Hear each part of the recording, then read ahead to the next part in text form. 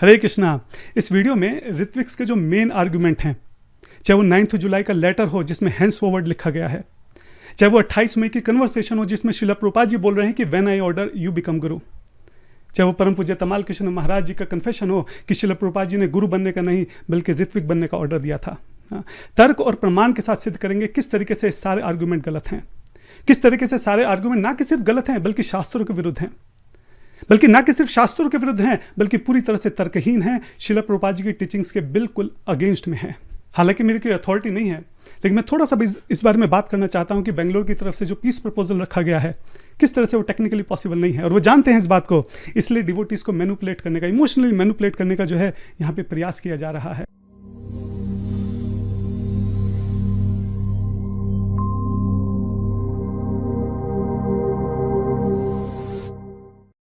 इससे पहले हम आगे बढ़ें, मैं यहाँ पे दो बात बोलना चाहता हूँ। पहली बात तो यह है कि जो भी भक्त ये वीडियो देख रहे हैं, अगर वो इस्कॉन से या किसी ऋत्विक संस्था से संबंधित नहीं है तो ये वीडियो उनके लिए नहीं है, क्योंकि इस वीडियो में जो भी मैं बोलने वाला हूँ ना तो वो उनके किसी काम का है और ना ही उनको कुछ समझ में आने वाला है। इसलिए व्यर्थ में अपना समय खराब ना करें। बहुत मुश्किल से दुर्लभ मानव जीवन मिलता है। शिला प्रभुपाद जी की किताबों को पढ़ें और इस दुर्लभ मानव जीवन का जो एकमात्र लक्ष्य है उसको समझने का प्रयास करें। भविष्य में आप कभी इस्कॉन से या किसी ऋत्विक संस्था से जुड़ेंगे तब शायद आप इस वीडियो को देख सकते हैं। दूसरा मैसेज मैं उन भक्तों को देना चाहता हूं जो बार बार मुझे मैसेजेस कर रहे हैं कि प्रभु जी क्यों इन कंट्रोवर्सी में पड़ना है, हम लोग अपना भजन करते हैं ना। बात इतनी आसान नहीं है। यह बात सिर्फ कंट्रोवर्सी की नहीं है, यहाँ बात सिद्धांत की है। जो अर्जुन थे वो भी तो ये कह रहे थे कि मुझे इन सब कंट्रोवर्सी में नहीं पड़ना है, मैं अपना जाके भजन करता हूँ। हाँ, शिला प्रभुपाद जी के समय में क्या कंट्रोवर्सीज नहीं थी, क्या कोर्ट केसेस नहीं थे, क्या लड़ाइयाँ नहीं थी, सब कुछ था। क्या शिला प्रभुपाद जी ने अपने डिसाइपल्स को ये बोला कि नहीं नहीं इन सब कंट्रोवर्सी में मत पड़ो, जाओ एक जगह कोने में बैठ के अपना भजन करो? क्या ऐसा था? नहीं था। आप सोचिए शिला प्रभुपाद जी कितने दिन हमारे लिए भूखे रहे हैं, कितनी रात हमारे लिए जगे हैं।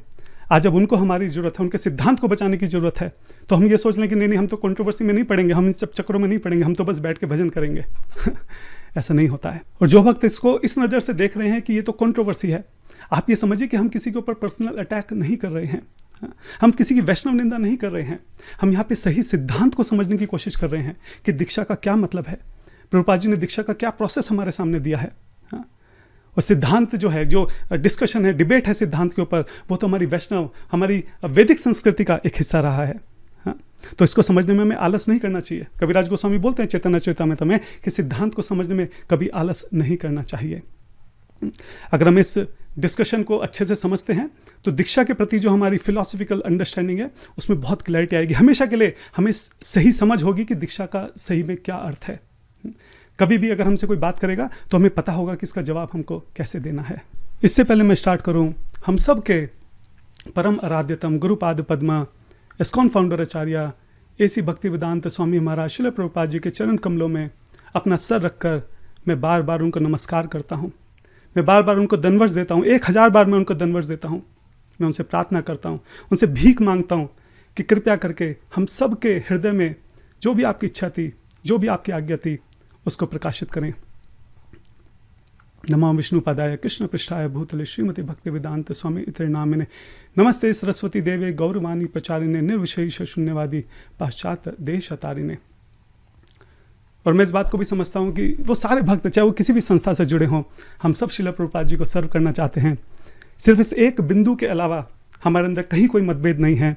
हम सब एक ही प्रभुपाद जी की चरण आश्रय में हैं, उनकी छत्र छाया में हैं, और अपने जीवन के आखिरी क्षण तक और अपने शरीर की आखिरी ऊर्जा तक उनकी सेवा में अपने आप को पूरी तरह से झोंक देना चाहते हैं।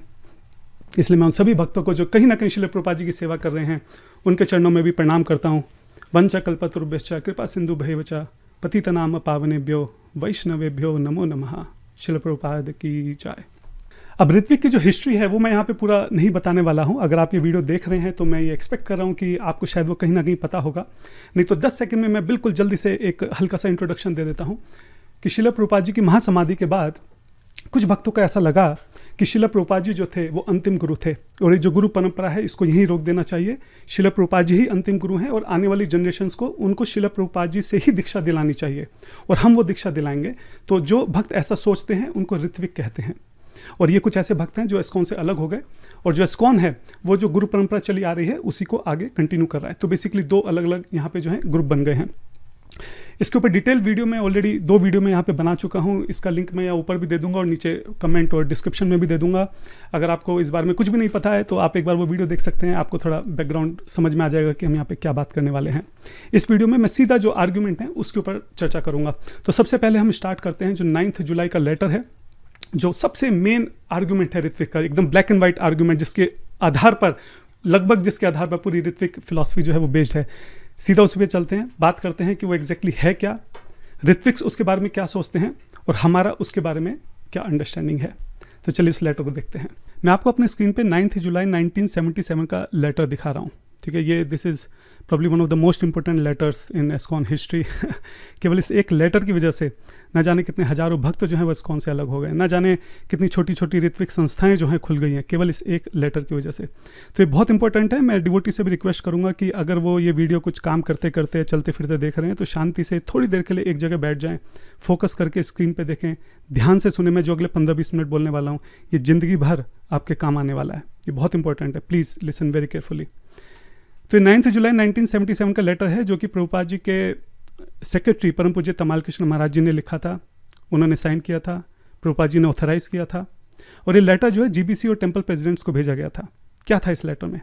इस लेटर में बेसिकली बताया गया है कि आने वाले समय में फर्स्ट और सेकेंड इनिशिएशन जो है वो कैसे होंगे। तो इसमें बताया गया है कि श्रील प्रभुपाद जी के 11 शिष्यों को चुना गया है ऋत्विक के तौर पे, और ये जो ऋत्विक हैं ये फर्स्ट और सेकंड इनिशिएशन देंगे श्रील प्रभुपाद जी के बिहाफ पे। जिनको इनिशिएशन मिलेगा वो सभी भक्त जो हैं वो श्रील प्रभुपाद जी के शिष्य होंगे। मैं समय बचाने के लिए पूरा पढ़ नहीं रहा हूँ, लेकिन आप स्क्रीन रोक के बिल्कुल एक एक लाइन ध्यान से पढ़िए ताकि आपको एज इट इज़ इसका जो है एक ग्लांस मिले कि एग्जैक्टली क्या लिखा हुआ इसमें, ठीक है। तो जो ऋत्विक हैं अब उनका ये मानना है कि ये प्रभुपाद जी का ऑर्डर था और ये आखिरी ऑर्डर था। इसके बाद प्रभुपाद जी ने कभी कोई ऑर्डर नहीं दिया कि इनिशिएशन कैसे दिए जाएंगे। और इस लेटर में साफ साफ लिखा हुआ है कि ऋत्विक जो हैं वो अपॉइंट होंगे, ये 11 जो प्रभुपाद जी के डिसाइपल्स हैं ये अपॉइंट होंगे, ये श्रील प्रभुपाद जी के बिहाफ पे इनिशिएशन देंगे, ठीक है। और यहाँ पे हैंस फॉरवर्ड वर्ड लिखा हुआ है। हैंस फॉरवर्ड का मतलब आज से, अभी से और अनंत समय के लिए, आने वाले हमेशा हमेशा के लिए ये जो ऋत्विक सिस्टम है ये प्रभुपाद जी ने यहाँ पे लिख दिया। जब तक इसका कोई काउंटर ऑर्डर प्रभुपाद जी नहीं देंगे, ये आखिरी प्रभुपाद जी का ऑर्डर है और हम इसी को मान के चलेंगे क्योंकि प्रभुपाद जी ने ऑर्डर दिया है और इसके हिसाब से ऋत्विक फिलॉसफी जो है वो सही है, इसलिए हम ऋत्विक का पालन करेंगे, ठीक है। ये उनकी अंडरस्टैंडिंग है। और इस लेटर को वो 28 मई का एक बहुत इंपॉर्टेंट डिस्कशन था उसके साथ कनेक्ट करते हैं। 28 मई का जो डिस्कशन था वो जीबीसी मेंबर्स और श्रील प्रभुपाद जी के बीच में हुआ था।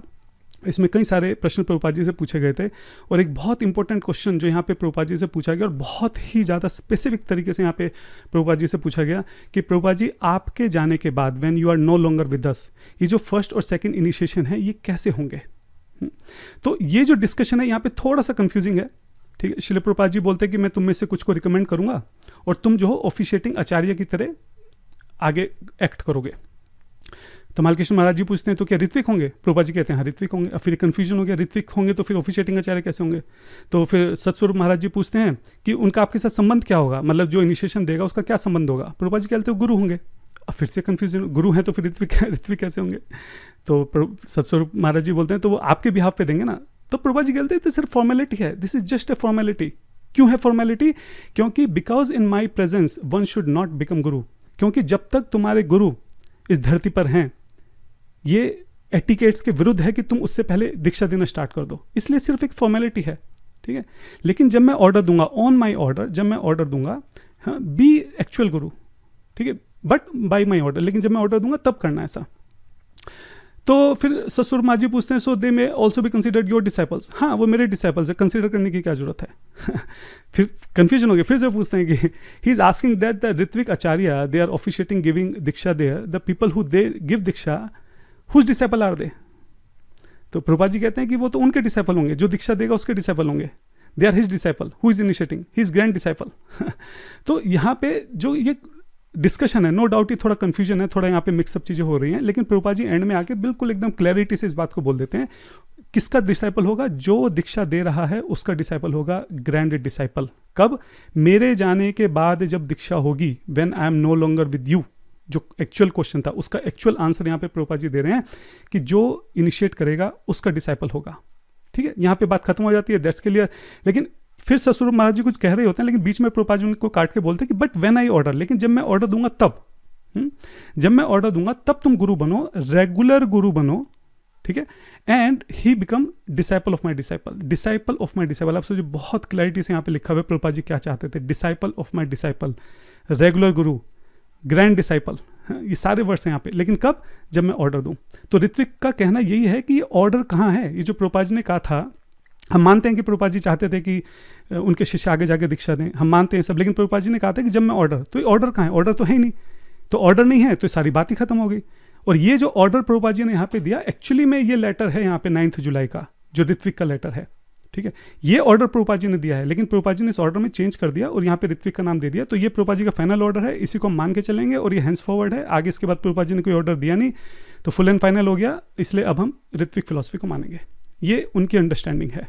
अच्छा, जो हमारे ऋत्विक भाई हैं वो 9 जुलाई का ये जो लेटर है और 28 मई की जो कन्वर्सेशन है, इन दोनों को आपस में लिंक मानते हैं, क्योंकि उनका कहना है कि प्रभुपाद जी को ऑर्डर देना था और यहाँ पे जो है प्रभुपाद जी ने ऑर्डर दे दिया। तो ये दोनों ट्विंस हैं, एक तरह से आपस में लिंक हैं। लेकिन यहाँ पे अब 2 प्रश्न खड़े होते हैं।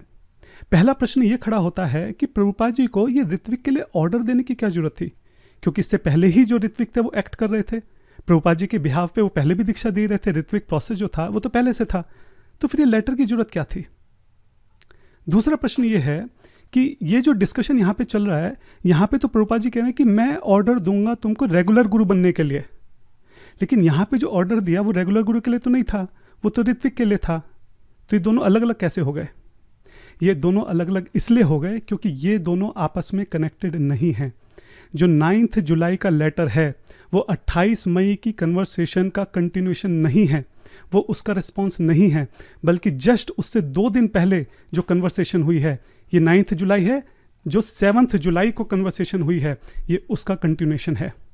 जस्ट 2 दिन पहले श्रील प्रभुपाद जी के साथ फिर से तमाल कृष्ण महाराज जी डिस्कस कर रहे थे, फिर से इनिशिएशन का टॉपिक छिड़ता है। और अभी मैं आपको थोड़ा सा बैकग्राउंड दे देता हूँ कि हुआ क्या है।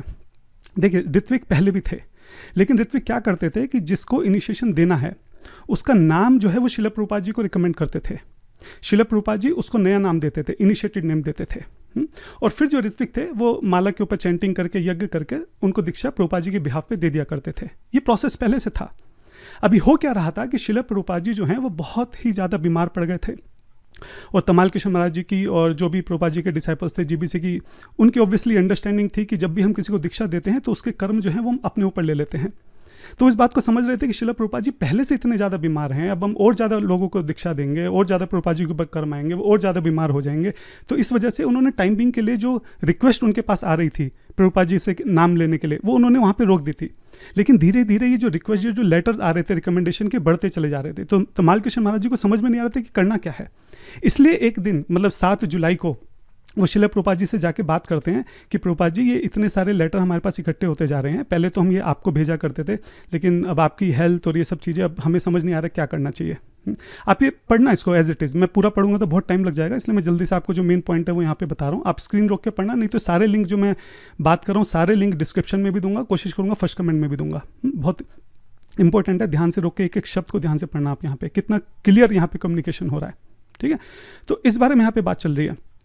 अब प्रभुपाद जी क्या बोलते हैं? प्रभुपाद जी कहते हैं कि आप एक काम करो, जो भी नियर बाई है उसको बोलो कि वही इनिशिएशन दे देगा, नियर बाई, ठीक है। और फिर प्रभुपाद जी नाम रिकमेंड करना शुरू कर देते हैं। कीर्तनंदा कर सकता है, सत्स्वरूप कर सकता है, भगवान कर सकते हैं, ऋषिकेश महाराज कर सकते हैं, 5-6 मैन, 5-6 लोगों को जो भी नियरेस्ट है वो कर देंगे। हाँ, तो यहाँ पे तमाल कृष्ण महाराज जी क्लैरिफाई करते हैं, तो फिर अब आपको लिखने की जरूरत नहीं है क्या नाम के लिए? प्रभुपाद जी बोलते हैं हाँ, जरूरत नहीं है, उनको बोलो कि वही कर देंगे, ठीक है। फिर ये डिस्कशन है, आप पढ़ना यहाँ पे, मैं सीधा नीचे यहाँ पे आ रहा हूँ, ठीक है। अब यहाँ पे तमाल कृष्ण महाराज जी एकदम क्लैरिटी से कंफर्म कर रहे हैं कि जो उनकी अंडरस्टैंडिंग है वो सही है कि नहीं है। So there is no need for devotee to write to you for the first and second initiation, they can write to the man nearest them, but all these persons are still your disciples. Nobody who give initiation is doing so on your behalf. Anybody who gives initiation is doing on your behalf. Prabhupada ji कहते हैं yes, हाँ बिल्कुल सही है. तो देखिए कितना clarity से यहाँ पे बोला गया है, ठीक है. अच्छा, फिर उसके बाद तमाल कृष्ण महाराज जी बोलते हैं कि जो आपकी बुक है जिसमें हम डिसाइपल्स के नाम लिखते हैं, मैं उसमें एंट्री जो है अभी भी कंटिन्यू करूँ. श्रील प्रभुपाद जी बोलते हैं कि हाँ आप उसमें एंट्री कंटिन्यू करो. अच्छा, प्रभुपाद जी के दिमाग में अभी भी ये चल रहा है कि और कौन कौन कर सकता है ठीक है. तो अब आप ये देखिए, यहाँ पे प्रभुपाद जी बोले India, I am here, India में तो मैं खुद ही कर दूंगा. हाँ, जयपताका महाराज भी हैं. आप सोचिए इंडिया में आई एम हेयर का क्या मतलब है, यानी कि प्रभुपाद जी कोई एक पूरा प्रोसेस हैंड ओवर नहीं कर रहे हैं ऋत्विक को। प्रभुपाद जी बोल रहे हैं कि एक जो टेम्परेरी प्रॉब्लम खड़ी हो गई है कि दीक्षा कैसे दी जाए, जो पेंडिंग है उनका क्या करा जाए, इसलिए प्रभुपाद जी यहाँ पे नाम सजेस्ट कर रहे हैं कि जो भी नियरेस्ट है, ठीक है, उनको आप भेज दो, वही दीक्षा दे देंगे मेरे बिहाफ पे, और इंडिया में तो मैं खुद ही दे दूंगा। हाँ? और अभी भी यहाँ पे आगे नाम डिस्कशन अभी भी नाम चल रहे हैं, यहाँ पे जयपताका महाराज का नाम आ गया, तमाल कृष्ण महाराज जी कंफर्म करते हैं कि यही है ना, कीर्तनानंद महाराज, सतस्वरूप महाराज जी, जय तीर्थ महाराज, भगवान महाराज, ऋषिकेश महाराज, जयपताका महाराज और तमाल कृष्ण महाराज जी अपना नाम लेते हैं। प्रभुपाद जी बोलते हैं कि हाँ ये ठीक है, ये 7 लोग ठीक है, लेकिन उसके बाद भी प्रभुपाद जी और भी नाम देने शुरू कर देते हैं, रामेश्वर को दे दो, हृदयानंद महाराज को दे दो, ठीक है। और यहाँ पे आप सोचिए प्रभुपाद जी को तमाल कृष्ण महाराज जी पे कितना विश्वास था, ठीक है। उन्होंने बोला विदाउट वेटिंग फॉर मी, मेरे वेट करने की जरूरत भी नहीं है, what ever you consider it is right, ठीक है, that will be depend on discussion, तुमको जो सही लगे तुम वो कर लेना, मेरा वेट करने की जरूरत नहीं, मेरा इंतजार करने की जरूरत नहीं है, ठीक है। That's for first and second initiation. हाँ, आप सोचिए कितना क्लियर कम्युनिकेशन है, और इससे ज़्यादा क्या क्लैरिटी चाहिए मुझे नहीं पता। मतलब एकदम क्लियर कम्युनिकेशन यहाँ पे हो रहा है कि फर्स्ट और सेकंड इनिशिएशन जो पेंडिंग हो गए हैं, एक टेम्परेरी प्रॉब्लम क्रिएट हो गई है, प्रभुपाद जी नहीं दे पा रहे हैं, वो कैसे करने हैं। प्रभुपाद जी ने बहुत क्लैरिटी से यहाँ पे कुछ नाम लिए, बाकी तमाल कृष्ण महाराज जी को बोला आप चाहें तो आप और भी ऐड कर सकते हैं, और जो नियरेस्ट है उसको बोलो वो वहाँ पे इनिशिएशन दे देगा। तो ये जो 7 जुलाई का डिस्कशन था, जो एक टेम्परेरी प्रॉब्लम को लेकर चल रहा था, वही टेम्परेरी प्रॉब्लम का सॉल्यूशन जो है वो ये 9 जुलाई 2 दिन बाद जो है तमाल कृष्ण महाराज लेटर लिखते हैं। और इस लेटर में फिर से जो है फर्स्ट और सेकंड इनिशिएशन की जो बात है वो यहाँ पे करते हैं कि ये जो फर्स्ट और सेकंड इनिशिएशन है ये कैसे दिए जाएंगे। जिन नामकों का यहाँ पे डिस्कशन हुआ था, आप सोचिए जो नाम यहाँ पे लास्ट में बोले गए थे, ये रिपीट करते हैं, कीर्तनानंद महाराज, सतस्वरूप, जय तीर्थ, वो सारे नाम आपको यहाँ पे देखने को मिलेंगे। ये एग्जैक्टली वही नाम है जो प्रभुपाद जी ने सजेस्ट करे थे कि इनको बोलो जो नियरेस्ट हैं वो दीक्षा देंगे। आप सोचिए कि यहाँ पे रिपीट कर रहे हैं कि जो प्रॉब्लम यहाँ पे 7 जुलाई की, वो सेम यहाँ पे प्रॉब्लम रिपीट कर रहे हैं कि in the past temple presidents have written to Shrila Prabhupada recommending a particular devotee initiation, now the Shrila Prabhupada has named these representative, कि टेम्पल प्रेसिडेंट जो है वो श्रील प्रभुपाद जी को लिख रहे हैं, रिकमेंड कर रहे हैं कि डिवोटीज को इनिशिएशन देना है। ये सेम प्रॉब्लम जो यहाँ पे इन्होंने इस डिस्कशन में 2 दिन पहले जो डिस्कशन हुआ, यहाँ पे बोल रहे हैं कि टेम्पल प्रेसिडेंट नाम दे रहे हैं, उनका क्या करना है, सेम यहाँ पे लिखा है कि उसका करना है। उसके बाद फिर यहाँ पे बोला कि नियरेस्ट देयर टेम्पल, फिर से जो प्रभुपाद जी ने 7 जुलाई को बोला कि जो भी पास में है, टेम्पल प्रेसिडेंट से रिक्वेस्ट करी कि आप नाम जो है उनको भेज दो, इन 11 में से जो भी पास में है आप नाम उनको भेज दो, वो प्रभुपाद जी के बिहाफ पे इनिशिएशन दे देंगे, वही नाम देंगे, वही माला देंगे, वही यज्ञ करेंगे, सब चीज़ वही कर देंगे। एंड में जो नाम है वो श्रील प्रभुपाद जी को वापस भेज दिया जाएगा, और वो श्रील प्रभुपाद जी की जो इनिशिएटेड डिसाइपल करके बुक है उसमें ऐड कर दिया जाएगा। आप सोचिए कितना क्लियर है, कितने समय तक इस बारे में बेवकूफ़ बनाया गया कि 9 जुलाई का जो लेटर है वो 28 मई की कन्वर्सेशन का कंटिन्यूएशन है, जबकि ऐसा नहीं था। जो 9 जुलाई का लेटर है वो 7 जुलाई का जो डिस्कशन था उसका कंटिन्यूएशन था। 7 जुलाई के जो डिस्कशन है, यहाँ पे एक टेम्परेरी इशू जो क्रिएट हो गया था, जो बैकलॉग क्रिएट हो गया था कि डिवोटीज को इनिशिएशन कैसे दिया जाए, उस टेम्परेरी प्रॉब्लम का जो सोल्यूशन है वो ये लेटर है 9 जुलाई का। और इसका मैं आपको एक सबूत और देता हूं। 18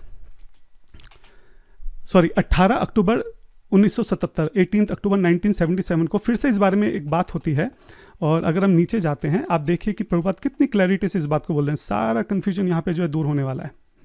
श्री प्रभुपाद जी क्या बोलते हैं, यहाँ पे फिर से एक डिस्कशन हो रहा है कि किसी को दीक्षा देनी है, बंगाली जेंटलमैन को कैसे दी जाए। तो प्रभुपाद जी बोल रहे हैं I deputed some of you to initiate, मैंने तुमको पहले ही दे दिया, कुछ को जो है ऑथराइज कर दिया, आप उनको जाके बोलो वो इनिशिएशन दे देंगे। यहाँ पे प्रभुपाद जी देखो क्या बोल रहे हैं, वो बोल रहे हैं I stopped for the time being, मैंने टाइम बीइंग के लिए स्टॉप किया है।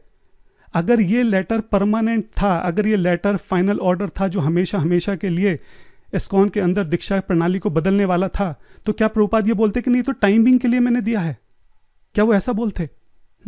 और प्रभुपाद जी देखो यहाँ पे क्या बोल रहे हैं, and if Krishna's grace I recover from this condition, मैं जो बीमार हूं मैं इससे रिकवर हूंगा, and I shall begin again, मैं फिर से शुरू करूंगा।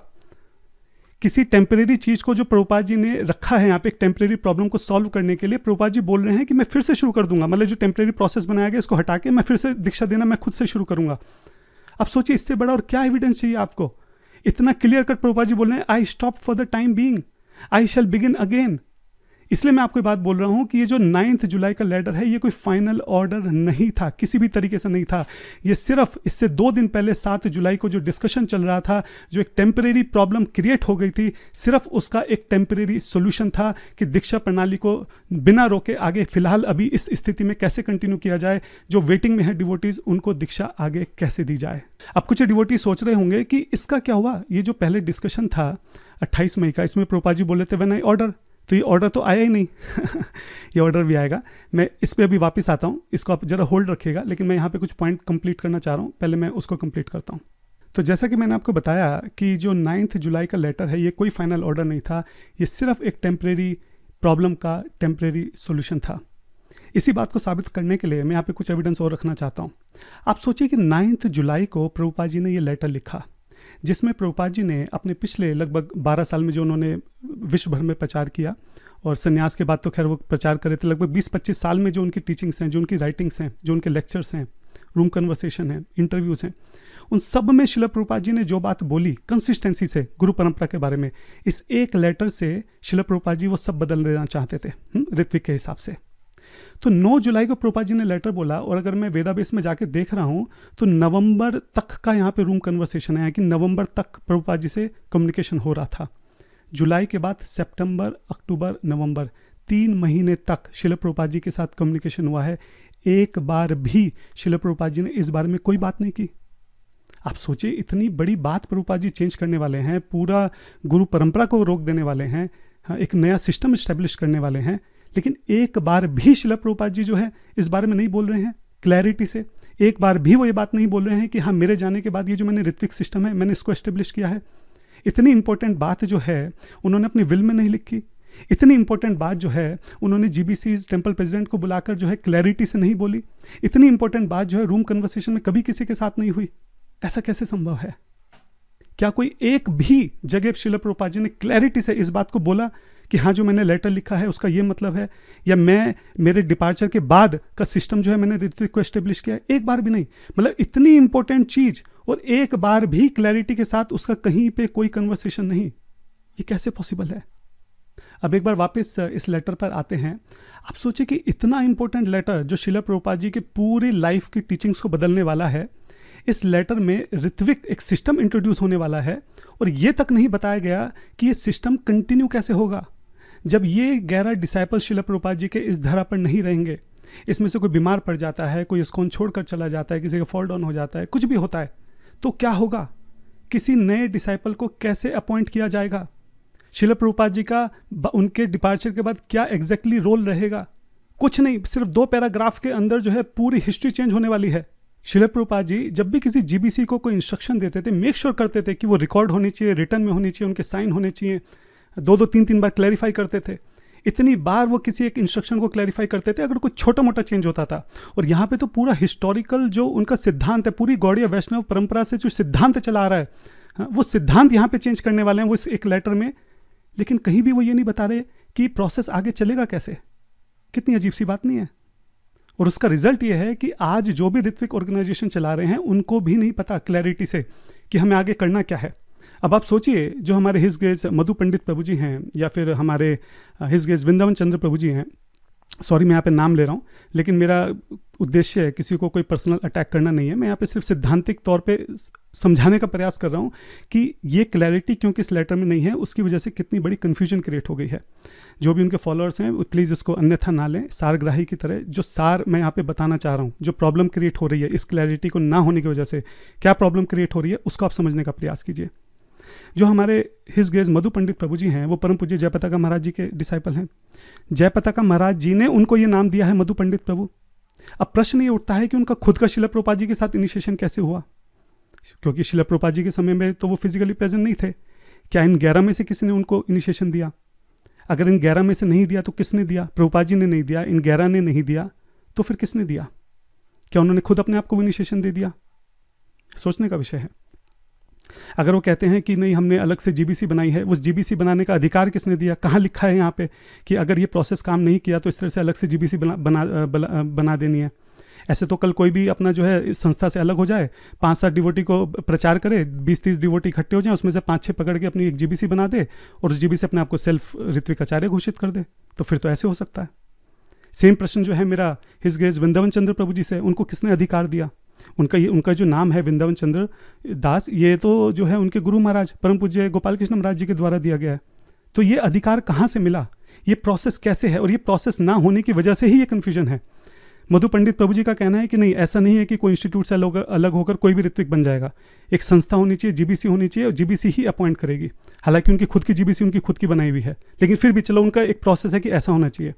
हिज ग्रेस वृंदावन चंद्र प्रभु जी का क्या प्रोसेस है, और जो जैसे कि वृंदावन चंद्र प्रभु जी कर रहे हैं ऐसे तो फिर कोई भी कर सकता है।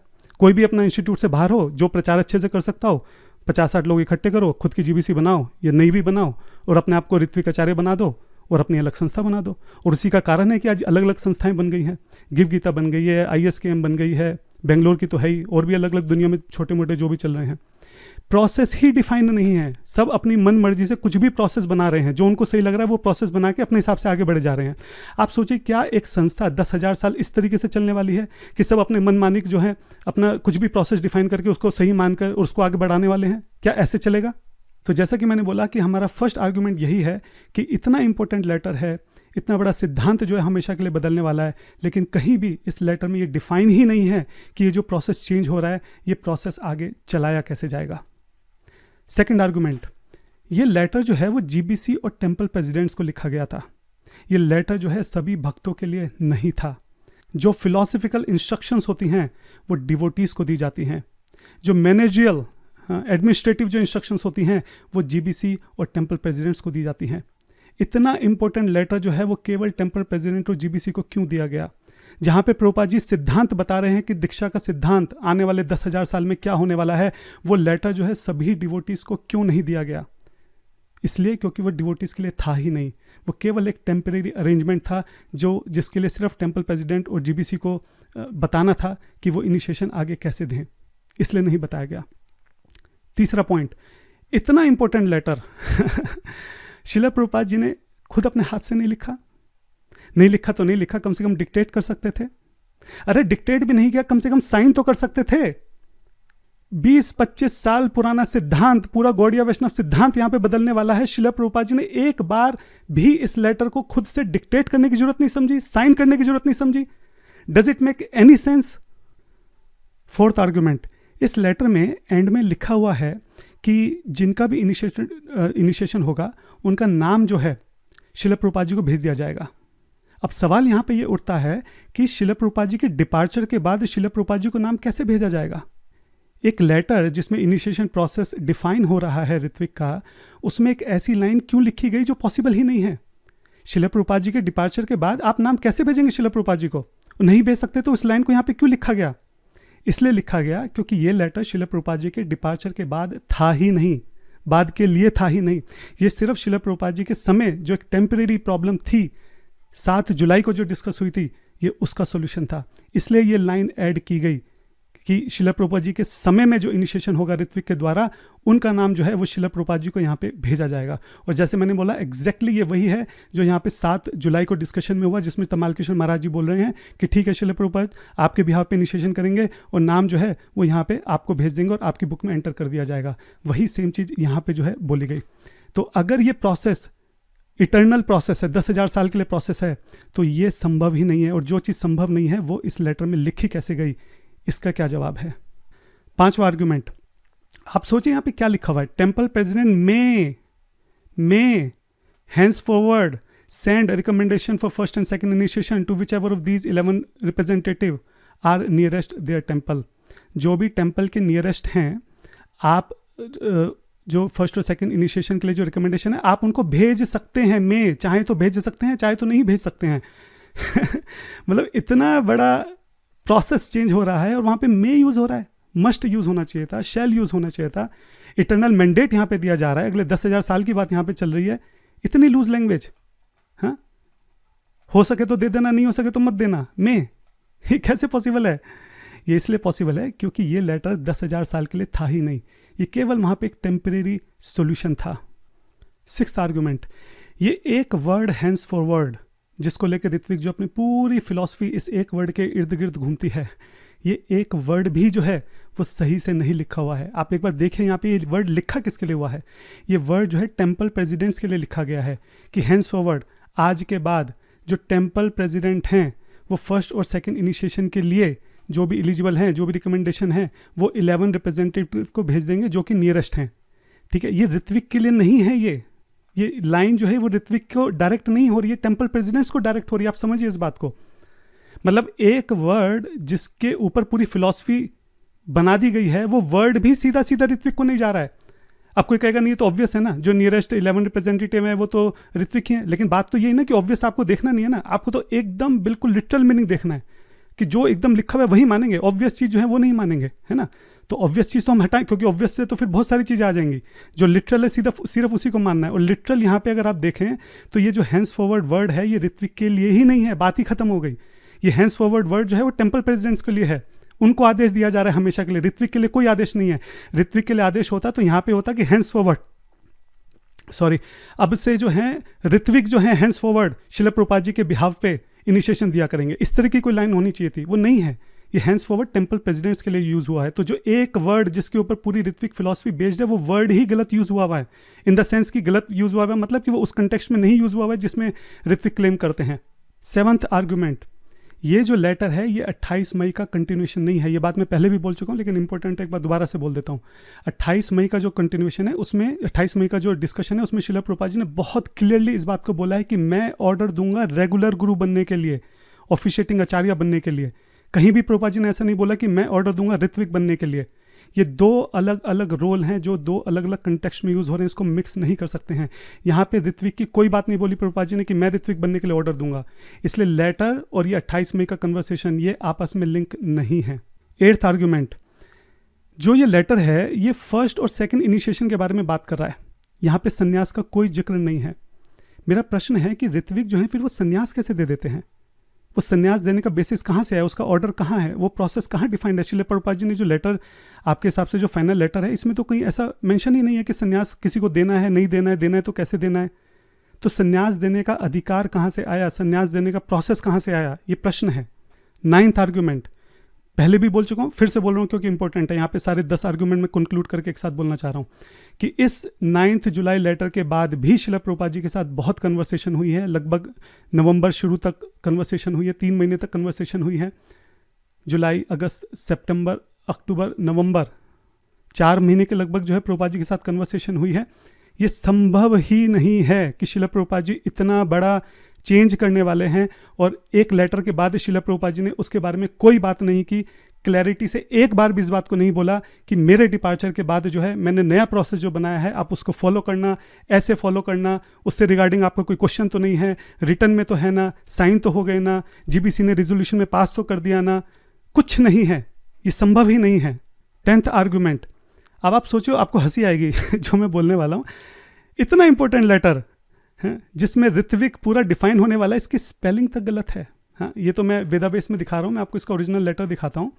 ठीक है, आप ये देखिए यहाँ पे ऋत्विक की स्पेलिंग क्या लिखी हुई है, RITTIK, जिसके ऊपर पूरी फिलॉसफी आपकी बेस्ड है, जिसको लेके आप जो है 4 संप्रदाय के पास जाने वाले हैं कि हमारी ये फिलॉसफी हमारे आचार्य ने हमको दी है, उसकी स्पेलिंग तक गलत लिखी हुई है। इतना कैजुअल, इतना इंपॉर्टेंट लेटर इतना कैजुअल कि स्पेलिंग तक में गलती हो गई। ये सोचने की बात है। तो मैंने जो आपको 10 आर्गुमेंट बताए हैं, आई होप आपको without a doubt, without a tinge of doubt ये बात समझ में आ गई होगी कि ये जो लेटर है ये कोई फाइनल ऑर्डर नहीं है, ये कोई इटर्नल मैंडेट नहीं है। ये सिर्फ एक जो टेम्परेरी प्रॉब्लम जो 7 जुलाई को डिस्कस की गई उसका टेम्परेरी सॉल्यूशन है। अब एक बार सुनते हैं कि लेटर जिसने लिखा है परम पूज्य तमाल कृष्ण गोस्वामी महाराज जी ने, उनका इस लेटर के बारे में क्या कहना है। Approach the author of the letter to find out what he meant by the word henceforward. It's just a choice of words I used. You know, if someone looks in a dictionary and finds it has a different meaning, somehow it gives a permanence. It certainly wasn't the intention. The letter was written by me. It was not dictated by Prabhupada. It was signed by me, and it's my letter. It's not Prabhupada's letter, so it's just astounding to me that somehow my letter turns out to be the final order. And it was my suggestion that Prabhupada approved it because I thought it would add weight to it so people would know it was authorized. And it's just astounding how this becomes the basis of a new understanding of the Sampradaya. If Prabhupada himself wanted to change something, first of all, he wouldn't have had someone write a letter for him. He would have written a letter, he would have dictated a letter, and he certainly would have signed it. And I can assure you he would not have done something which would have changed everything that he ever wrote in his books. अब मैं अपने सभी ऋत्विक भाई बहनों से, अपनी माताओं से ये प्रश्न पूछना चाहता हूँ कि क्या आप सच में एक ऐसे लेटर के ऊपर विश्वास करने के लिए तैयार हैं जो श्रील प्रभुपाद जी ने ना लिखा, ना डिक्टेट किया, ना उसके ऊपर साइन करे? एक ऐसा लेटर जिसने लिखा है वो खुद मना कर रहा है कि ऋत्विक के लिए नहीं लिखा गया है। एक ऐसा लेटर जिसमें श्रील प्रभुपाद जी की सारी टीचिंग्स को पलट दिया गया और वो क्लियरली डिफाइन तक नहीं है कि जो नया प्रोसेस दिया गया है उसमें वो फ्यूचर में प्रोसेस इंप्लीमेंट कैसे किया जाएगा। एक ऐसा लेटर जिसमें स्पेलिंग तक गलत लिखी हुई है। एक ऐसा लेटर जिसमें मे जैसे वर्ड का इस्तेमाल किया गया है, सर्टेन वर्ड्स तक का इस्तेमाल नहीं किया गया है। एक ऐसा लेटर जिसमें हेंस फॉरवर्ड वर्ड जो ऋत्विक बोलते हैं वो डायरेक्ट है ही नहीं उनके लिए, वो टेम्पल प्रेसिडेंट्स के लिए लिखा गया है। हाँ, एक ऐसा लेटर जिसमें ऐसी इंस्ट्रक्शन है जो श्रील प्रभुपाद जी के जाने के बाद संभव ही नहीं है कि नाम जो है श्रील प्रभुपाद जी को भेज दिए जाएं, संभव ही नहीं है ये। हाँ, एक ऐसा लेटर जिसका जो इंटरप्रिटेशन है वो शास्त्रों के विरुद्ध है। एक ऐसा लेटर जिसका इंटरप्रिटेशन पूरे साधु समाज के विरुद्ध है, 4 संप्रदायों के विरुद्ध है, गौड़ीय वैष्णव सिद्धांत के विरुद्ध है।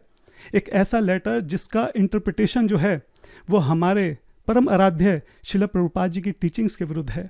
प्रभुपाद जी ने हमेशा बोला है कि बुक्स आर द बेसिस, कभी नहीं बोला कि letter are the basis. Letter जो है वो मैनेजमेंट के लिए दिए जाते हैं, लेटर जो है वो टेम्परेरी एडजस्टमेंट के लिए दिए जाते हैं, लेटर जो है वो एडमिनिस्ट्रेटिव वर्क के लिए दिए जाते हैं, लेटर जो है वो फिलॉसफी के लिए नहीं दिए जाते हैं। और ऐसे एक लेटर के लिए आप श्रील प्रभुपाद जी की सारी टीचिंग्स तक को छोड़ने के लिए तैयार हैं। आप एक बार जरा आंख बंद करके अपने आप से पूछिए कि आप कर क्या रहे हैं। सिर्फ 1-2 लीडर की बातों में आकर आप पूरे गुरु साधु समाज की, शास्त्रों की, समाज की सबकी बातों को आप नकारने के लिए तैयार खड़े हैं। पूरी वैष्णव कम्युनिटी को आप नकारने के लिए तैयार खड़े हैं। इतना ब्लाइंड कोई कैसे हो सकता है? सोचिए आप एक बार। मैं अपने सभी ऋत्विक भाई बहनों से, माताओं से प्रश्न पूछना चाहता हूं कि क्या इस एक लेटर के बल पर आप कल जो है 4 संप्रदायों के बीच में जब सबको बुलाया जाएगा, जब सबकी गैदरिंग होगी, क्या आप वहां पे खड़े होकर पूरे विश्वास के साथ बोल पाएंगे कि we have the best philosophy in the world for next 10,000 year? क्या आप ये बोल पाएंगे? अगर किसी ने पूछ लिया कि दिखाओ आपकी फिलॉसफी कहाँ है, हाँ, तो क्या आप उसको वो लेटर दिखाएंगे? वो बोलेंगे इसमें शास्त्र प्रमाण क्या है? ऋत्विक ऐसा तो कहीं शास्त्रों में वर्णन ही नहीं है। क्या बोलेंगे आप? आप ये बोलेंगे नहीं हमारे आचार्य ने ऐसा बोला है, श्रील प्रभुपाद जी ने ऐसा बोला है। तो वो तो पलट के बोल सकते हैं कि जो श्रील प्रभुपाद जी हैं वो तो वैदिक आचार्य रहे हैं, वो तो वेदों के विरुद्ध ना तो उन्होंने कभी कोई बात करी, ना ही वो कर सकते हैं। वो तो जब भी कोई बात बोलते थे साथ साथ उसका रेफरेंस बोलते थे। तो ये कैसे संभव है कि श्रील प्रभुपाद जी ने इतनी बड़ी बात बोल दी बिना किसी वैदिक रेफरेंस के, शास्त्रीय रेफरेंस के? क्या जवाब देंगे आप? और फिर जब वो लेटर देखेंगे वो बोलेंगे अरे इसमें तो 50 तरह की इसमें स्पेलिंग मिस्टेक है, इसमें ग्रामेटिकल मिस्टेक है, कन्फ्यूजन है, ऐसी ऐसी कंडीशन है जो पॉसिबल ही नहीं है, हाँ, अलग अलग तरह से इसको इंटरप्रेट किया जा रहा है। क्या ये आपका प्रमाण है? इस प्रमाण के ऊपर आपकी बेस्ट फिलॉसफी है? अगर ये तर्क वो आपके सामने रखेंगे तो क्या जवाब देंगे आप? वो केवल हम लोग केवल और केवल हंसी का पात्र जो है उन सबके सामने हंसेंगे वो हम सबके ऊपर। आप ये समझिए जो शास्त्रिक प्रमाण है वो बहुत जरूरी है, उसको नकार नहीं सकते हैं। हम सब जानते हैं कि जब बलदेव विद्याभूषण जी डिबेट के लिए गए थे जयपुर, ठीक है, तो उनसे पूछा गया कि जो आपकी गौड़ीय वैष्णव फिलॉसफी है ये शास्त्रों के ऊपर कैसे आधारित है? आप बताइए जरा, वेदांत सूत्र में क्या आपकी एक्सप्लेनेशन है? तो उन्होंने बोला भाई एक्सप्लेनेशन की जरूरत ही नहीं है। हमारे जो महाप्रभु हैं, चैतन्य महाप्रभु, उन्होंने तो बोल दिया है कि जो भागवतम है वही नेचुरल एक्सप्लेनेशन है, टीका है वेदांत सूत्र के ऊपर, तो इसलिए अलग से जरूरत ही नहीं है। तो उन्होंने बोला ऐसा नहीं चलता है। आपकी जो फिलॉसफी है वो शास्त्रों पर आधारित होनी चाहिए। आप शास्त्रों के साथ, प्रमाण के साथ बताओ कि आपकी फिलॉसफी कैसे सही है। ऐसे इधर उधर करने से नहीं चलता है। आप सोचिए, स्वयं भगवान की बात को नकार दिया। चैतन्य महाप्रभु स्वयं भगवान है, जानते हैं वो लोग। हाँ, बलदेव विद्याभूषण जी बोल रहे हैं कि स्वयं भगवान ने ऐसा बोला है। वो उन्होंने नहीं, कुछ भी हो, शास्त्रों के ऊपर आधारित हुए बिना कोई भी चीज नहीं चल सकती है। तो जब वो भगवान की बात को मानने के लिए तैयार नहीं है तो आप बताइए कि हमारे आचार्य श्रील प्रभुपाद जी की बात को कैसे मान जाएंगे वो? क्या इस तरीके से हम लोग 10,000 साल अपनी परंपरा को आगे बढ़ाना चाह रहे हैं? सोचने का विषय है ये। एक वरिष्ठ वक्तों में सुन रहा था, वो कह रहे थे कि नहीं ऐसा नहीं, हम मानते हैं, मतलब ऋत्विक थे वो कहते हैं कि मानते हैं श्रील प्रभुपाद वेदों के अगेंस्ट में जाके, विरुद्ध, शास्त्रों के विरुद्ध जाके कोई बात नहीं बोल सकते, ठीक है। तो जो लेटर में श्रील प्रभुपाद जी ने लिखा है वो भी शास्त्रों में ही है। अच्छा, कहाँ है शास्त्रों में? तो उन्होंने बोला कि नहीं, क्योंकि 85% शास्त्र जो हैं वो तो लुप्त हो गए हैं, तो जो लुप्त हो गए हैं वहीं कहीं होगा। अब सोचिए कि कितना फुद्दू आर्ग्यूमेंट है, मतलब समझ नहीं आता कि हंसना है कि रोना है इस आर्ग्यूमेंट को सुन के। क्या ये आर्ग्यूमेंट जो है हम बाकी संप्रदाय के सामने खड़े होकर देने वाले हैं? हाँ? कि अपने गुरु के जो सिद्धांत जो उन्होंने बुक्स में दिया है उससे पलट हम एक बात कर रहे हैं, हाँ? गुरु से अलग एक बात कर रहे हैं। साधुओं की बात तो हम सुनते ही नहीं हैं, हाँ, और शास्त्रों के साथ कोई प्रमाण नहीं है। इस तरीके से तो आप एक बात सोचिए, हाँ, ऐसे तो प्रभुपाद जी की इतनी बुक्स हैं, उसमें किसी भी लाइन का कोई भी मतलब निकाल लो, और अगर शास्त्रों के विरुद्ध है तो बोल दो कि नहीं जो शास्त्र लुप्त हो गया वहाँ पे कहीं होगा। इस तरीके से परंपरा बढ़ेगी आगे 10,000 साल तक। ये सोचने का विषय है। मैं आपको फिर से अपनी स्क्रीन पर लेकर चलता हूँ, और अब हम जो सेकंड आर्ग्यूमेंट है ऋत्विक्स का कि when I order you become गुरु, जब तक मैं ऑर्डर नहीं दूं आप गुरु मत बनना, और ऑर्डर जो है आपके पास नहीं है उसके ऊपर डिस्कस करते हैं। तो आप देख सकते हैं मैं एक बार फिर से 28 मई की जो कन्वर्सेशन है मैं यहाँ पर हूँ, और जैसे कि हमने पहले डिस्कस किया था कि इस कन्वर्सेशन में बहुत ही क्लैरिटी के साथ श्रील प्रभुपाद जी से पूछा गया कि जब आप हमारे बीच में नहीं रहेंगे, when you are no longer with us, तब इनिशिएशन कैसे दिए जाएंगे। और हमने देखा कि शुरू में थोड़ा कन्फ्यूजन हुआ, लेकिन लास्ट में श्रील प्रभुपाद जी ने बिल्कुल क्रिस्टल क्लियर जो है एकदम कर दिया कि जो आगे मेरे शिष्य हैं वो आगे शिष्य बनाएंगे, डिसाइपल ऑफ माय डिसाइपल, वो जो है रेगुलर गुरु बनेंगे, और जिसका इनिशिएशन होगा वो मेरा ग्रैंड डिसाइपल होगा। कहीं कोई कन्फ्यूजन नहीं है, एकदम क्रिस्टल क्लियर जवाब है। और ऋत्विक भी इस बात को मानते हैं, क्योंकि इसमें ना मानने के लिए कुछ बचा ही नहीं है। लेकिन वो कहते हैं कि यहाँ पे कंडीशन प्रभुपाद जी ने डाल दी कि when I order you become गुरु। ठीक है, आप गुरु बनना, लेकिन तब बनना जब मैं ऑर्डर करूँगा। तो ऑर्डर कहाँ है? आप हमको ऑर्डर दिखाइए, ऑर्डर दिखाएंगे तो हम बिल्कुल आपकी बात मानेंगे। ठीक है, तो ये उनका आर्ग्यूमेंट है। ठीक है, इसके ऊपर बात करेंगे, लेकिन उससे पहले मैं इन जनरल ये बात करना चाह रहा हूँ कि क्या ये सिद्धांतिक है कि बिना गुरु की आज्ञा के उनका जो शिष्य है आगे जाकर कभी शिष्य जो है फर्दर नहीं बना सकता है? क्या इस सिद्धांत के अनुरूप है? एक बार उसको जल्दी से देख लेते हैं। तो अगर हम नेक्टर ऑफ इंस्ट्रक्शन में जाते हैं, जो एक तरह से हमारी फंडामेंटल बुक है, एक तरह से हमारी बाइबल है और हम सब रूपानुगा हैं, तो रूपा गोस्वामी जो है यहाँ पे डेफिनेशंस दे रहे हैं। तो गुरु को कैसा होना चाहिए, उसकी 6 कंडीशन वो यहाँ पे देते हैं। फेमस वर्स है, वाचो वेगम मनसा क्रोध वेगम। तो इन 6 कंडीशंस में कहीं भी रूपा गोस्वामी तो ऐसा नहीं बता रहे हैं कि जब तक गुरु की आज्ञा ना हो शिष्य को अपनाने की, एक्सेप्ट करने की, गुरु जो है आगे शिष्य नहीं बना सकता है। ऐसे तो कोई यहाँ पे कंडीशन रूपा गोस्वामी नहीं दे रहे हैं। अच्छा, अब एक बार देखते हैं कि चैतन्य महाप्रभु क्या कहते हैं। चैतन्य महाप्रभु स्वयं इस बात को बोल रहे हैं कि कीबा विप्रा कीबा न्यासी शुद्ध कहने नाया, यही कृष्ण तत्ववेता सही गुरु होया। जो कृष्ण के तत्व को जानता है, जो क्वालिफाइड है, वो गुरु बन सकता है। कहीं पे भी ऐसा नहीं बोला कि नहीं गुरु की आज्ञा की जरूरत है, बिना गुरु की आज्ञा के आगे जो है तुम गुरु नहीं बन सकते, आगे जो है तुम डिसाइपल्स नहीं बना सकते। अच्छा, अब एक बार देख लेते हैं कि श्रील प्रभुपाद जी के इस बारे में क्या कहना है। तो श्रील प्रभुपाद जी का लेटर है 2 दिसंबर 1975 का। इसमें ये लॉ ऑफ डिसिप्लिक सक्सेशन बता रहे हैं, मतलब डेफिनेशन बता रहे हैं। ठीक है, लॉ का मतलब कि फुल फाइनल डेफिनेशन है, ऐसा नहीं कि छोटा मोटा कुछ इंडिकेशन दिया है, पूरे डेफिनेशन बता रहे हैं कि यहाँ पे क्या है। क्या बोल रहे हैं? Keep trained up very rigidly and then you are bona fide guru. अगर आप क्वालिफाइड हैं तो आप गुरु बन सकते हैं। You can accept disciples in the same principle. क्या प्रिंसिपल है? क्वालिफिकेशन। जो प्रिंसिपल यहाँ पे चैतन्य महाप्रभु ने बोला क्वालिफिकेशन, जो प्रिंसिपल यहाँ पे रूपा गोस्वामी ने बोला क्वालिफिकेशन, वही जो कंडीशन है यहाँ पे श्रील प्रभुपाद जी बोल रहे हैं, वही प्रिंसिपल यहाँ पे वो बोल रहे हैं कि जो क्वालिफिकेशन है अगर वो है तो आप गुरु बन सकते हैं। लेकिन प्रभुपाद जी कह रहे हैं लेकिन as a matter of etiquettes. लेकिन एटिकेट्स क्या हैं? ठीक है, कस्टम क्या है कि जब तक आपका स्पिरिचुअल मास्टर है तब तक आपको डिसाइपल्स नहीं बनाने चाहिए।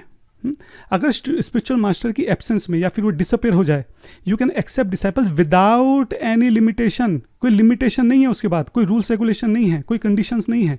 बिना किसी लिमिटेशन के अगर स्पिरिचुअल मास्टर डिसअपेयर हो जाता है तो आप जो है शिष्यों को एक्सेप्ट कर सकते हैं। And this is the law of disciplic succession. ठीक है, इतना क्लियरली यहाँ पे प्रभुपाद जी बोल रहे हैं। और बाद में बोलते हैं I want to see my disciples become bona fide spiritual master and spread Krishna consciousness very widely and that will make me and Krishna very happy. तो यहाँ पे प्रभुपाद जी फिर से बता रहे हैं कि मैं चाहता हूँ कि मेरे सारे शिष्य जो हैं वो बोनाफाइड स्पिरिचुअल मास्टर बने। तो हमने देखा कि शास्त्रों के आधार पे श्रील प्रभुपाद जी ने जो डेफिनेशन दी, उन सब के आधार पे कहीं पे भी जनरली ऐसा नहीं आता है कि ऑर्डर की जरूरत है। मैंने यहाँ पे कुछ और भी रेफरेंसेस निकाले थे, आप मेरे स्क्रीन पे देख सकते हैं। बहुत सारे, मैं सारे तो नहीं पढ़ूंगा, आप स्क्रीन रोक के यहाँ पे पढ़ सकते हैं। मैं जस्ट आपको एक इंडिकेशन यहाँ पे देना चाह रहा हूँ। जैसे कि ये लॉस एंजल्स में 3 जनवरी 1969 में प्रभुपाद जी ने क्या बोला? All of my disciples will be allowed to initiate and increase the number of generation. Whoever is initiated, he is competent to make disciple. If one is conversant in the science of Krishna, he can become Diksha Guru. Anyone who is qualified can initiate disciple. और उसके बाद ये सारे reference हैं, आप screen रोक के पढ़ सकते हैं। लास्ट वाला बड़ा इंटरेस्टिंग है। Just like I have got many disciples, so in the future these disciples may have many branches of disciplic succession. कितने सारे रेफरेंस है, कहीं पे भी प्रभुपाद जी ने नहीं बोला कि जो गुरु है उसके ऑर्डर की, उसकी आज्ञा की जरूरत है। तो फिर ये अचानक से यहाँ पे प्रभुपाद जी ने ऐसा क्यों बोलना शुरू कर दिया कि व्हेन आई ऑर्डर? क्या हुआ? इसके पीछे की एक स्टोरी है, और स्टोरी ये है कि शिला प्रभुपाद जी जो हैं वो कई बार अपने डिसाइपल्स को बोला करते थे कि मैं चाहता हूँ कि आगे जाकर तुम गुरु बनो, मैं चाहता हूँ कि आगे जाकर जो है तुम खूब सारे डिसाइपल्स को एक्सेप्ट करो। हाँ, तो इसी तरह की बात उन्होंने कीर्तनानंद स्वामी जी से भी बोली थी। वो उनके सबसे पहले अमेरिकन शिष्य थे, प्रभुपाद जी की बहुत सेवा करी उन्होंने शुरू में। तो बाद में शिला प्रभुपाद जी से वो कम्युनिकेट नहीं कर पा रहे थे, प्रभुपाद जी बीमार थे, और पहले आज की तरह कम्युनिकेशन नहीं था कि व्हाट्सएप की तरह फटाक से मैसेज भेज दिया, एकदम से वीडियो कॉल ऑडियो कॉल कर दिया, ऐसा नहीं था। तो प्रभुपाद जी से क्योंकि कम्युनिकेशन नहीं हो पा रहा था, उनके पास बहुत सारे ऐसे डिवोटीज थे जिनका इनिशिएशन पेंडिंग था, और प्रभुपाद जी उनको पहले बोल चुके थे कि तुम आगे इनिशिएशन देना। तो उन्होंने क्या गलती करी कि बिना प्रभुपाद जी की आज्ञा लिए उन्होंने डायरेक्ट आगे इनिशिएशन देना शुरू कर दिया। अब जब शिला प्रभुपाद जी को इस बारे में पता चला तो उनको बड़ा गुस्सा भी आया, और वो उन्होंने ऑब्जेक्ट भी करा। उन्होंने इमीडिएटली कीर्तनानंद स्वामी को लिखा कि ये सही नहीं है, ऐसे नहीं होता है, जब तक आपका गुरु प्रेजेंट है आप जो है आगे दीक्षा नहीं दे सकते हैं। हाँ, फिर इसी तरह के एक दो केस और भी आए। तो जब ये चीज़ें हुई तब वहाँ से प्रभुपाद जी ने इस बात के ऊपर एम्फेसिस करना शुरू किया कि व्हेन आई ऑर्डर, तुम गुरु बनना, मैं चाहता हूँ तुम गुरु बनो, मैं चाहता हूँ तुम आगे डिसाइपल्स एक्सेप्ट करो, बट व्हेन आई ऑर्डर, अभी रुक जाओ। क्यों? क्योंकि फॉर्मेलिटी है ये कि जब तक आपका गुरु इस धरती पर है आपको शिष्यों को नहीं अपनाना चाहिए। इसलिए प्रभुपाद जी यहाँ पे बोलते थे कि व्हेन आई ऑर्डर, ठीक है आप गुरु बनना मैं चाहता हूँ, लेकिन रुक जाओ अभी, जब मैं बोलूँ तब, व्हेन आई ऑर्डर। इस लेटर में भी अगर आप देखें तो प्रभुपाद जी ऊपर साफ साफ बोल रहे हैं दिस इज अ फॉर्मेलिटी। हाँ, ये फॉर्मेलिटी है सिर्फ एक, जो ऋत्विकिज्म है जो भी है, ठीक है, मैं चाहता हूँ कि आप गुरु बनो, रेगुलर गुरु बनो, disciple of my disciple, grand disciple, when I order, जब मैं ऑर्डर दूँ तब। तो प्रभुपाद जी जब बोल रहे हैं कि व्हेन आई ऑर्डर, यहाँ पे प्रभुपाद जी का मतलब ये नहीं है, इस बात का मतलब ये नहीं है कि प्रभुपाद जी श्योर नहीं थे कि वो ऐसा ऑर्डर देना चाहते हैं कि नहीं चाहते हैं, इसलिए उन्होंने इस चीज़ को रोक के रखा है, ऐसा नहीं है। यहाँ पे इसका मतलब सिर्फ इतना है जो शिला प्रभुपाद जी खुद बार बार बता रहे हैं कि जब गुरु धरती पर है तब उनके शिष्यों को गुरु को नहीं अपनाना चाहिए, इसलिए अभी नहीं करना है, स्टॉप, रुक जाओ, व्हेन आई ऑर्डर। सिर्फ इतनी सी बात थी कि जब तक मैं इस धरती पर हूँ तब तक तुमको शिष्यों को नहीं देना, इसलिए वहाँ पे जो है व्हेन आई ऑर्डर वर्ड का यूज़ किया गया था। तो हमको एक कंटेक्स्ट समझना होगा कि शिला प्रभुपाद जी का क्या मूड है, किस कंटेक्स्ट में इस बात को बोला गया है, पहली बात। दूसरी बात मुझे ये बताइए कि आप जो है ऑर्डर को किस तरह से देखेंगे। क्या आप सिर्फ रिटन ऑर्डर एक्सेप्ट करेंगे, या अगर प्रभुपाद जी ने वर्बली किसी को ऑर्डर दिया आप उसको भी मानेंगे? अगर हम रिटन ऑर्डर की बात करें, जो कि ज़्यादातर ऋत्विक ढूंढ रहे हैं कि दिखाओ कहाँ है ऑर्डर, दिखाओ कहाँ है कन्वर्सेशन, कहाँ है ट्रांसक्रिप्शन, कहाँ है ऑर्डर। अगर हम रिटन ऑर्डर की बात करें कि ऐसा कोई फॉर्मल ऑर्डर लेटर, ऐसा कोई लेटर जहाँ फॉर्मली शिला प्रभुपाद जी जो हैं अपना ऑर्डर दे रहे हैं अपने डिसाइपल्स को कि आज से अभी से मैं तुम्हें ऑर्डर देता हूँ, या इस डिसाइपल को मैं ऑर्डर देता हूँ, अगर ऐसा कोई लेटर ढूंढ रहे हैं ऋत्विक जो हैं, तो मेरा प्रश्न यहाँ पे ये है कि ऐसा लेटर तो शिला प्रभुपाद जी के पास भी नहीं था, क्योंकि ऑर्डर जो है हमारी जो परंपरा रही है वो कभी रिटर्न में नहीं दिए जाते हैं। हमने वो ऑडियो टेप सुना है जिसमें भक्ति सिद्धांत शिला प्रभुपाद जी बोल रहे हैं कि भक्ति सिद्धांत महाराज जी ने उनको ऑर्डर दिया था कि वो आगे दीक्षा दे सकें, लेकिन ये वर्बल है, कहीं रिटर्न में नहीं है। आप दिखाइए कि कोई ऐसा लेटर जहाँ रिटर्न में भक्ति सिद्धांत सरस्वती महाराज ने दिया हो शिला प्रभुपाद जी को ऑर्डर। और भक्ति सिद्धांत सरस्वती महाराज जी ने तो अपने बहुत सारे शिष्यों को कभी ऑर्डर दिया ही नहीं, उन्होंने भी आगे जाके शिष्य बनाए। पूर्व परंपरा में कितने सारे एग्जाम्पल हैं ऐसे। हम अद्वैताचार्य को देखते हैं, वो जब माधवेंद्रपुरी से मिले थे तो कुछ थोड़ी देर के लिए मिले थे, मतलब माधवेंद्रपुरी वहाँ जंगल से जा रहे थे, रास्ते में वो टकरा गए अद्वैताचार्य के, उनके थोड़ा सा कन्वर्सेशन हुआ, उन्होंने उनको दीक्षा दी और वो आगे चले गए माधवेंद्रपुरी। उसके बाद कभी मिले नहीं वो अद्वैताचार्य से, और अद्वैताचार्य ने तो आगे जाके खूब दीक्षा दी है, तो उनके पास कहाँ से ऑर्डर आ गया। ठीक है, तो मैं पॉइंट ये बोलना चाह रहा हूँ कि गुरु ऑर्डर दे अपने शिष्यों को, ऐसा कुछ जरूरी नहीं है। ना शास्त्रों में इसका उल्लेख है, ना ही शिला प्रभुपाद जी ने जो डेफिनेशंस दिए, ना ही वहाँ पे उसका उल्लेख है, ना ही हमारे पास ऐसे एग्जाम्पल हैं। शिला प्रभुपाद जी ने जो ऑर्डर वर्ड यहाँ पे डाला है वो एक कंटेक्स्ट में डाला है कि जब तक मैं इस धरा के ऊपर हूँ, और उसमें भी अगर हम मानने के लिए तैयार नहीं है, अगर उसको लिटरल लेना है तो फिर लिटरल आप दोनों तरह से लो ना। अगर रिटर्न में मानना है तो प्रभुपाद जी का भी रिटर्न में लेके आओ, दिखाओ प्रभुपाद जी के पास रिटर्न में, प्रभुपाद जी को रिटर्न में कौन सा ऑर्डर दिया गया। और अगर वर्बल देना है तो प्रभुपाद जी ने जो वर्बल दिया उसको भी मानो। और हम जानते हैं शिला प्रभुपाद जी ने वर्बली, वेदाबेस में बहुत सारे एग्जाम्पल हैं, वर्बली शिला प्रभुपाद जी ने अपने शिष्यों को डायरेक्ट ऑर्डर दिया है कि आप जाके शिष्य बनाइए। शिला जयपताका स्वामी महाराज जी को शिला प्रभुपाद जी ने जो है डायरेक्ट ऑर्डर दिया है कि आप शिष्य बनाइए। महाभागवत गौर गोविंद स्वामी महाराज जी को शिला प्रभुपाद जी ने ऑर्डर दिया है, डायरेक्ट बोला है कि आप शिष्य बनाइए। महान भागवत रसिक संत जो हैं हमारे राधा गोविंद महाराज जी, उनको प्रभुपाद जी ने ऑर्डर, उनको तो सामने दे दिया, उनके रहते रहते बोल दिया कि तुम अभी से शिष्य बना लो।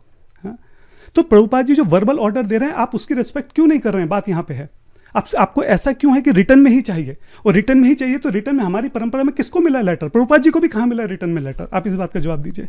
मैं जानता हूँ कि हमारे कुछ ऋत्विक भाई हैं, वो अभी भी नहीं मानेंगे, वो कहेंगे नहीं नहीं नहीं, बिल्कुल जो लिखा है एकदम लिटरल मीनिंग चाहिए, उसी का बिल्कुल वैसा ही चाहिए। तो ठीक है, उनकी संतुष्टि के लिए उसी तरीके से बात करते हैं। यहाँ पे प्रभुपाद जी लिख रहे हैं व्हेन आई ऑर्डर। जो लोग सिद्धांत पढ़ते हैं, समझते हैं, वो जानते हैं कि सिद्धांत में जो है हर्मेनोटिक्स करके एक ब्रांच होती है साइंस की, जिसके आधार पर हम समझते हैं कि किसी भी शास्त्र को कैसे समझा जाए। उसमें एक बहुत इंपॉर्टेंट प्रिंसिपल होता है कि हम जब शास्त्र पढ़ते हैं तो जो शास्त्र की ओवरऑल अंडरस्टैंडिंग है, जो एक कंसिस्टेंसी चल रही है, हमें जो भी हम पढ़ रहे हैं उसको इस तरह से एक्सप्लेन करना पड़ेगा कि वो उस कंसिस्टेंसी के साथ मेंटेन रहे। हमको इस बात का ध्यान रखना पड़ेगा कि बात को कौन बोल रहा है, किससे बोल रहा है, किस कंटेक्स्ट में जो है वहाँ पे बातें बोली जा रही हैं, क्या मूड है, क्या मिशन है। इन सब चीज़ों को ध्यान में रख कर हमको किसी भी पर्टिकुलर लाइन का, किसी भी पर्टिकुलर ट्रांसलेशन का, या किसी भी जो सिद्धांत के अंदर जो भी हम बात कर रहे हैं उसका एक्सप्लेनेशन हमें इस तरीके से करना होता है। ये प्रिंसिपल है, साइंस है ये, ऐसा नहीं कि मन मर्जी कुछ भी यहाँ पे कर दिया जाए। तो अब हमें ये देखना है कि यहाँ पे अब हम श्रील प्रभुपाद जी का ओवरऑल मूड देख रहे हैं कि प्रभुपाद जी हम देख रहे हैं कि क्या चाहते हैं, कि वो चाहते हैं कि उनके शिष्य आगे शिष्य बनाए, grand disciple, disciple of disciple, regular गुरु, ये सारे वर्ड श्रील प्रभुपाद जी यूज़ करें। तो हम चाहते हैं, हमें पता है कि श्रील प्रभुपाद जी की क्या इच्छा है, हमको पता है श्रील प्रभुपाद जी का क्या मूड है, हमको पता है श्रील प्रभुपाद जी की क्या टीचिंग्स है, हमको पता है कि पिछली सारी इंस्ट्रक्शंस में श्रील प्रभुपाद जी ने क्या बोला है, हमको पता है यहाँ पे आखिरी इंस्ट्रक्शन जो बहुत स्पेसिफिक पूछा गया है कि आपके जाने के बाद वहाँ पर भी श्रील प्रभुपाद जी क्या चाहते हैं, वो भी यहाँ पे एकदम क्लैरिटी से श्रील प्रभुपाद जी ने बताया है। तो अब हमको व्हेन आई ऑर्डर को इस तरीके से एक्सप्लेन करना होगा कि ये इन सब के साथ जो है कंसिस्टेंट रहे। ये हमारी सेवा है श्रील प्रभुपाद जी के लिए कि अगर उनकी कोई बात जो है वो समझ में नहीं आ रही है, उनकी कोई बात जो है आउट ऑफ कॉन्टेक्स्ट ली जा सकती है, तो अब हमारी रिस्पॉन्सिबिलिटी बनती है कि हम उसको एक्सप्लेन करें, और इस तरीके से एक्सप्लेन करें कि जो श्रील प्रभुपाद जी की ओवरऑल टीचिंग्स हैं वो उसके साथ कंसिस्टेंट रहे। तो चलिए वापस 28 मई के लेटर पे चलते हैं, डिस्कशन पे चलते हैं, कन्वर्सेशन पे, और इस बारे में बात करते हैं। तो अब आप मेरे स्क्रीन पे देखिएगा दोबारा, ठीक है। आप देखिए यहाँ पे श्रील प्रभुपाद जी बोलते हैं when I order you become गुरु, ठीक है। ये प्रभुपाद जी एक इंस्ट्रक्शन बोल रहे हैं कि जब मैं ऑर्डर दूंगा आप गुरु बनना, लेकिन इसी के नेक्स्ट सेकंड में श्रील प्रभुपाद जी ऑर्डर दे भी देते हैं कि बिकम रेगुलर गुरु। थोड़ा सा कंफ्यूजिंग है, थोड़ा ध्यान से सुनेंगे तो समझ में आएगा, इतना भी मुश्किल नहीं है। आप सोचिए, जब प्रभुपाद जी ने कहा कि when I order you become गुरु, ये एक इंस्ट्रक्शन यहाँ पे पूरी हो गई प्रभुपाद जी की, और जिस सेकंड इंस्ट्रक्शन शुरू हुई उसके नेक्स्ट सेकंड से कभी भी अगर प्रभुपाद जी ऑर्डर देंगे तो वो वैलिड माना जाएगा। और यहाँ पे वेरी नेक्स्ट इंस्ट्रक्शन में प्रभुपाद जी ने वो इंस्ट्रक्शन दे भी दी, वो ऑर्डर दे भी दिया कि बिकम रेगुलर गुरु। तो जो ऑर्डर था वो यहाँ पे प्रभुपाद जी का फुलफिल हो गया। चलिए इसको एक एग्जाम्पल से समझते हैं। मान लीजिए अगर मैं बोलूँ कि when I order you jump, जब भी मैं आपको ऑर्डर दूं आपको कूदना है, और उसके 1 सेकंड के बाद मैं बोलूं कि जंप, तो क्या आप कूदेंगे कि नहीं कूदेंगे? आप कूदेंगे, क्योंकि मैं इंस्ट्रक्शन दे चुका हूं। जब मैंने बोला when I order you jump, जैसे ही मैंने ये मेरी इंस्ट्रक्शन खत्म हुई, नेक्स्ट सेकंड से उसके बाद कभी भी अगर मैं आपको जंप करने के लिए बोलूंगा तो आपको जंप करना है, क्योंकि वो इंस्ट्रक्शन पूरी हो चुकी है। आप ऐसा नहीं बोल सकते कि नहीं अभी तो आपने बोला है कि when I order you jump, अभी तो खत्म हुई है, अभी तो 2-4 दिन बाद कभी होगा तब आप बोलना, तब मैं जंप करूंगा, ऐसा नहीं। अगर अगले सेकंड भी मैंने बोला है कि जंप, आपको जंप करना है, क्योंकि वो इंस्ट्रक्शन जो है वो खत्म कंप्लीट हो चुकी है, उसके बाद वो वैलिड है। जब भी हम जंप बोलेंगे वो वैलिड है। ठीक इसी तरीके से आप इस बात को समझिए कि when I order you become गुरु, ये लाइन जैसे ही प्रभुपाद जी ने बोली, ये एकदम वैलिड हो गई इंस्ट्रक्शन इसी सेकंड। इस सेकंड के बाद अगर प्रभुपाद जी ने कभी भी एक बार भी ऑर्डर दे दिया या इस बारे में बोल दिया तो वो वैलिड माना जाएगा। तो जैसे ही ये लाइन खत्म हुई, within next second Prabhupada ji ने क्या बोल दिया? बिकम रेगुलर गुरु, ऑर्डर दे दिया यहाँ पे। तो जिस ऑर्डर को हम लोग इधर उधर तलाश कर रहे हैं, वो ऑर्डर एक्चुअली में श्रील प्रभुपाद जी ने अगले 1 सेकंड के अंदर ही दे दिया। यानी कि जिस ऑर्डर को हम ढूंढ रहे हैं और बोल रहे हैं कि श्रील प्रभुपाद जी ने कभी इस ऑर्डर को फुलफिल नहीं किया, actually very next second Srila Prabhupada already fulfilled that order. अब हो सकता है कि मेरे कुछ ऋत्विक भाई बोलें कि भाई ये तो आप ज़बरदस्ती कर रहे हैं, ऐसे थोड़ी ना होता है। तो मेरा उनसे सवाल है कि आप क्या कर रहे हैं? क्या आप ज़बरदस्ती नहीं कर रहे हैं? मैं तो फिर भी जबरदस्ती मीनिंग निकालने की कोशिश कर रहा हूँ। और सिद्धांत के जो प्रिंसिपल हैं, हार्मोनिटिक्स को जो मैंने बोला कि ओवरऑल कंसिस्टेंसी मेंटेन रहनी चाहिए, मूड, मिशन, टीचिंग्स, प्रिंसिपल जो है उसकी कंसिस्टेंसी रहनी चाहिए, मैं तो उसके हिसाब से जबरदस्ती कर रहा हूँ। आप तो बिना किसी बात के जबरदस्ती कर रहे हैं। आधा शब्द यहाँ से तोड़ के, आधा वहाँ से तोड़ के, ग्रामेटिकल करके, इधर उधर की बातें जोड़ के, किसी का कुछ भी मतलब निकाल के, जबरदस्ती के इन्फ्रेंस निकाल के, इतना उसको एग्जैचुरेट करके, हाँ, ऐसा मतलब निकाल लेना जो पूरा शास्त्रों के विरुद्ध है, श्रील प्रभुपाद जी की टीचिंग से विरुद्ध है। आप तो ये जबरदस्ती कर रहे हैं। मैं तो फिर भी सिर्फ इतनी सी जबरदस्ती कर रहा हूँ कि ठीक है, जबरदस्ती करके अगर प्रभुपाद जी की टीचिंग्स की कंसिस्टेंसी में कोई बात बोली जा सकती है तो क्यों ना बोली जाए। तो ये बात को विचार करना है। तो मैंने जैसे आपको बताया कि श्रील प्रभुपाद जी जो थे वो हमेशा से चाहते थे कि उनके शिष्य जो हैं वो आगे जाके गुरु बने, आगे जाके डिसाइपल्स बनाए और ये परंपरा हमेशा चलती रहे।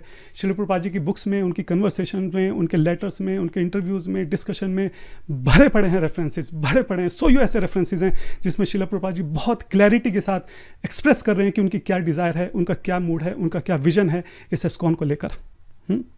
हमने देखा कि जो रिटर्न लेटर की बात करें, ऐसा नहीं होता, रिटर्न में इंस्ट्रक्शन जरूरी नहीं है दी जाए। श्रील प्रभुपाद जी के पास भी रिटर्न में कोई इंस्ट्रक्शन नहीं थी।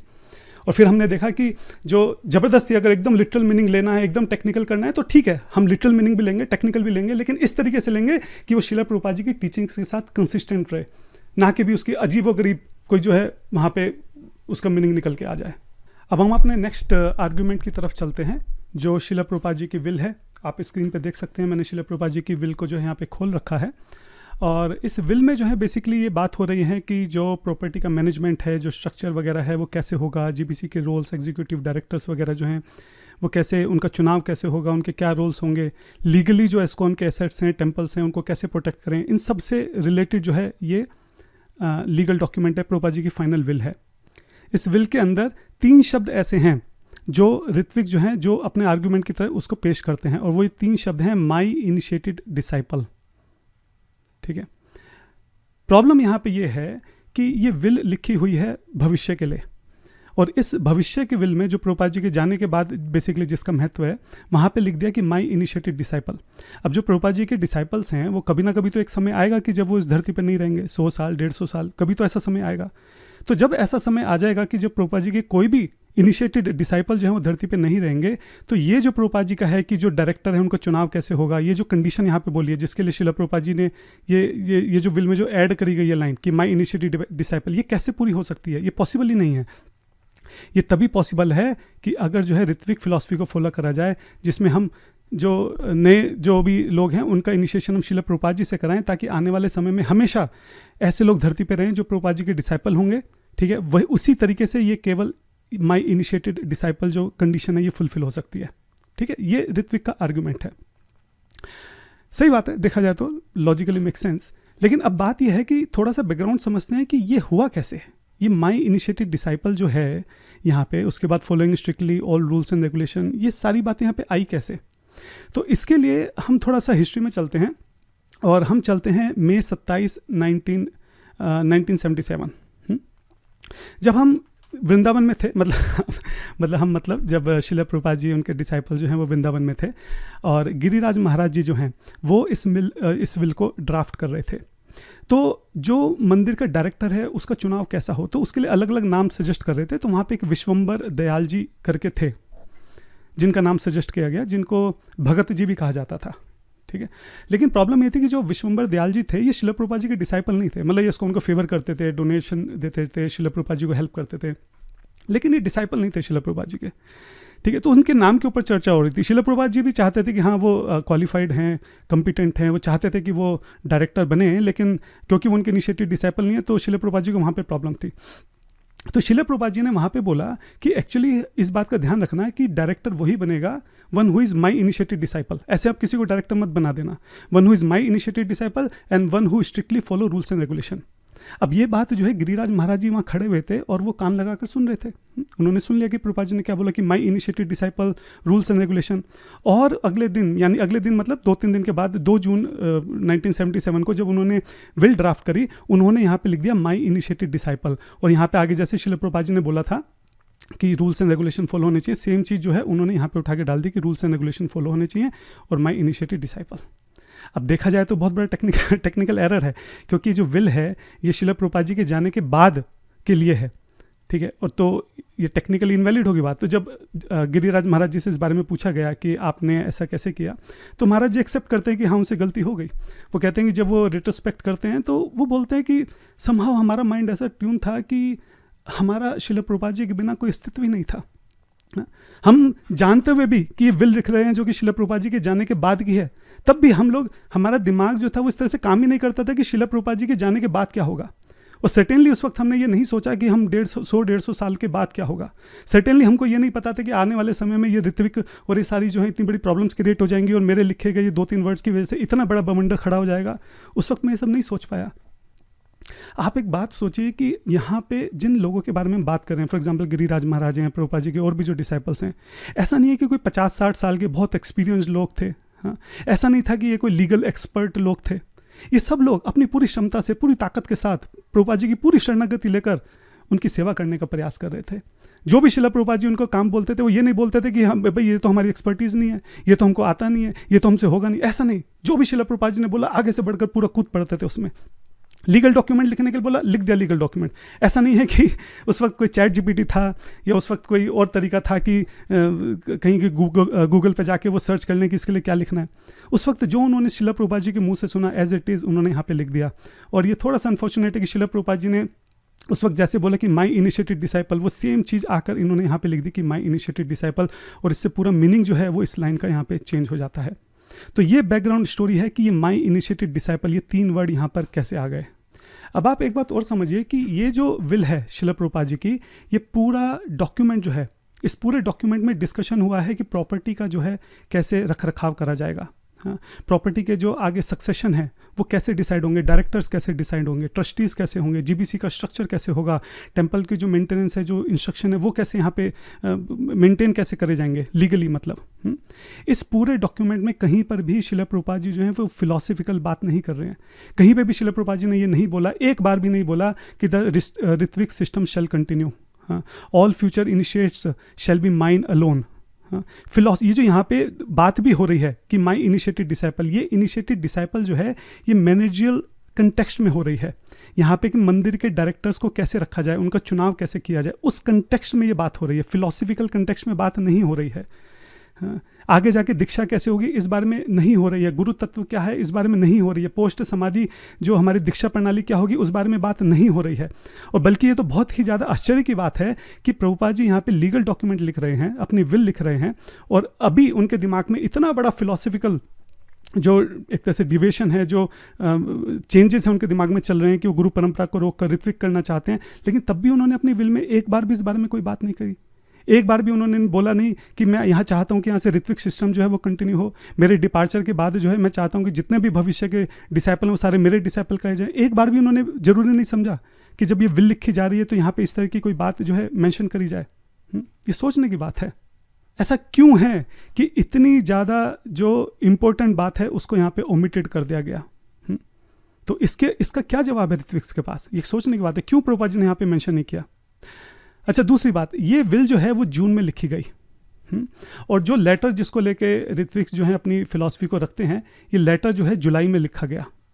यानी कि ये जो लीगल डॉक्यूमेंट है प्रभुपाद जी की विल, ये इस जुलाई 9th लेटर से पहले ही लिखा जा चुका था।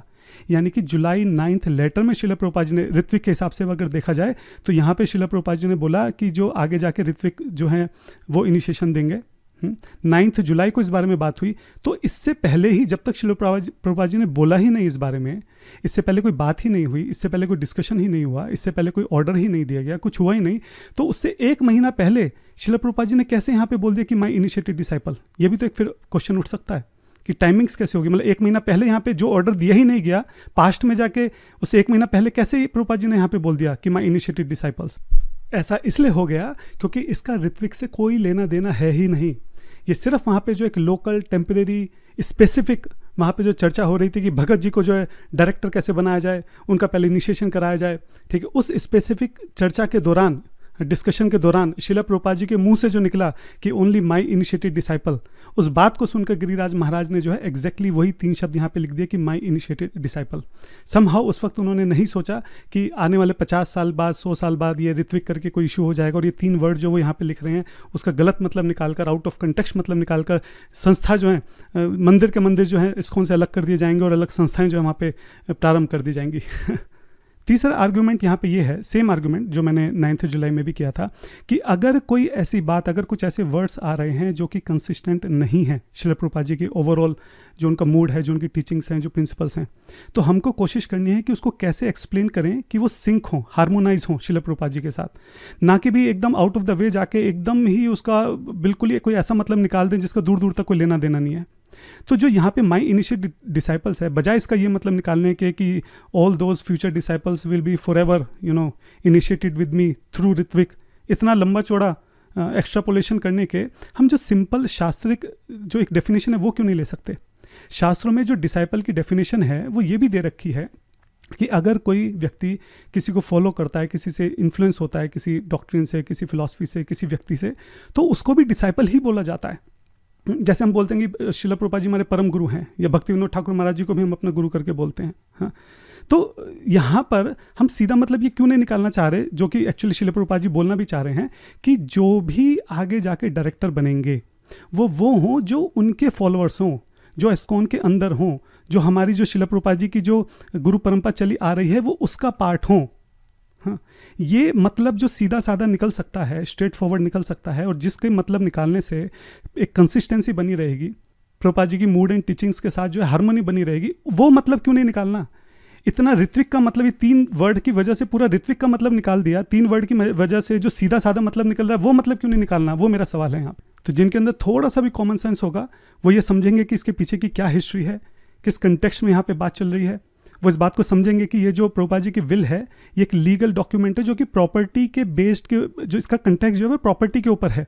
हाँ, कि प्रॉपर्टी का मेंटेन कैसे किया जाएगा।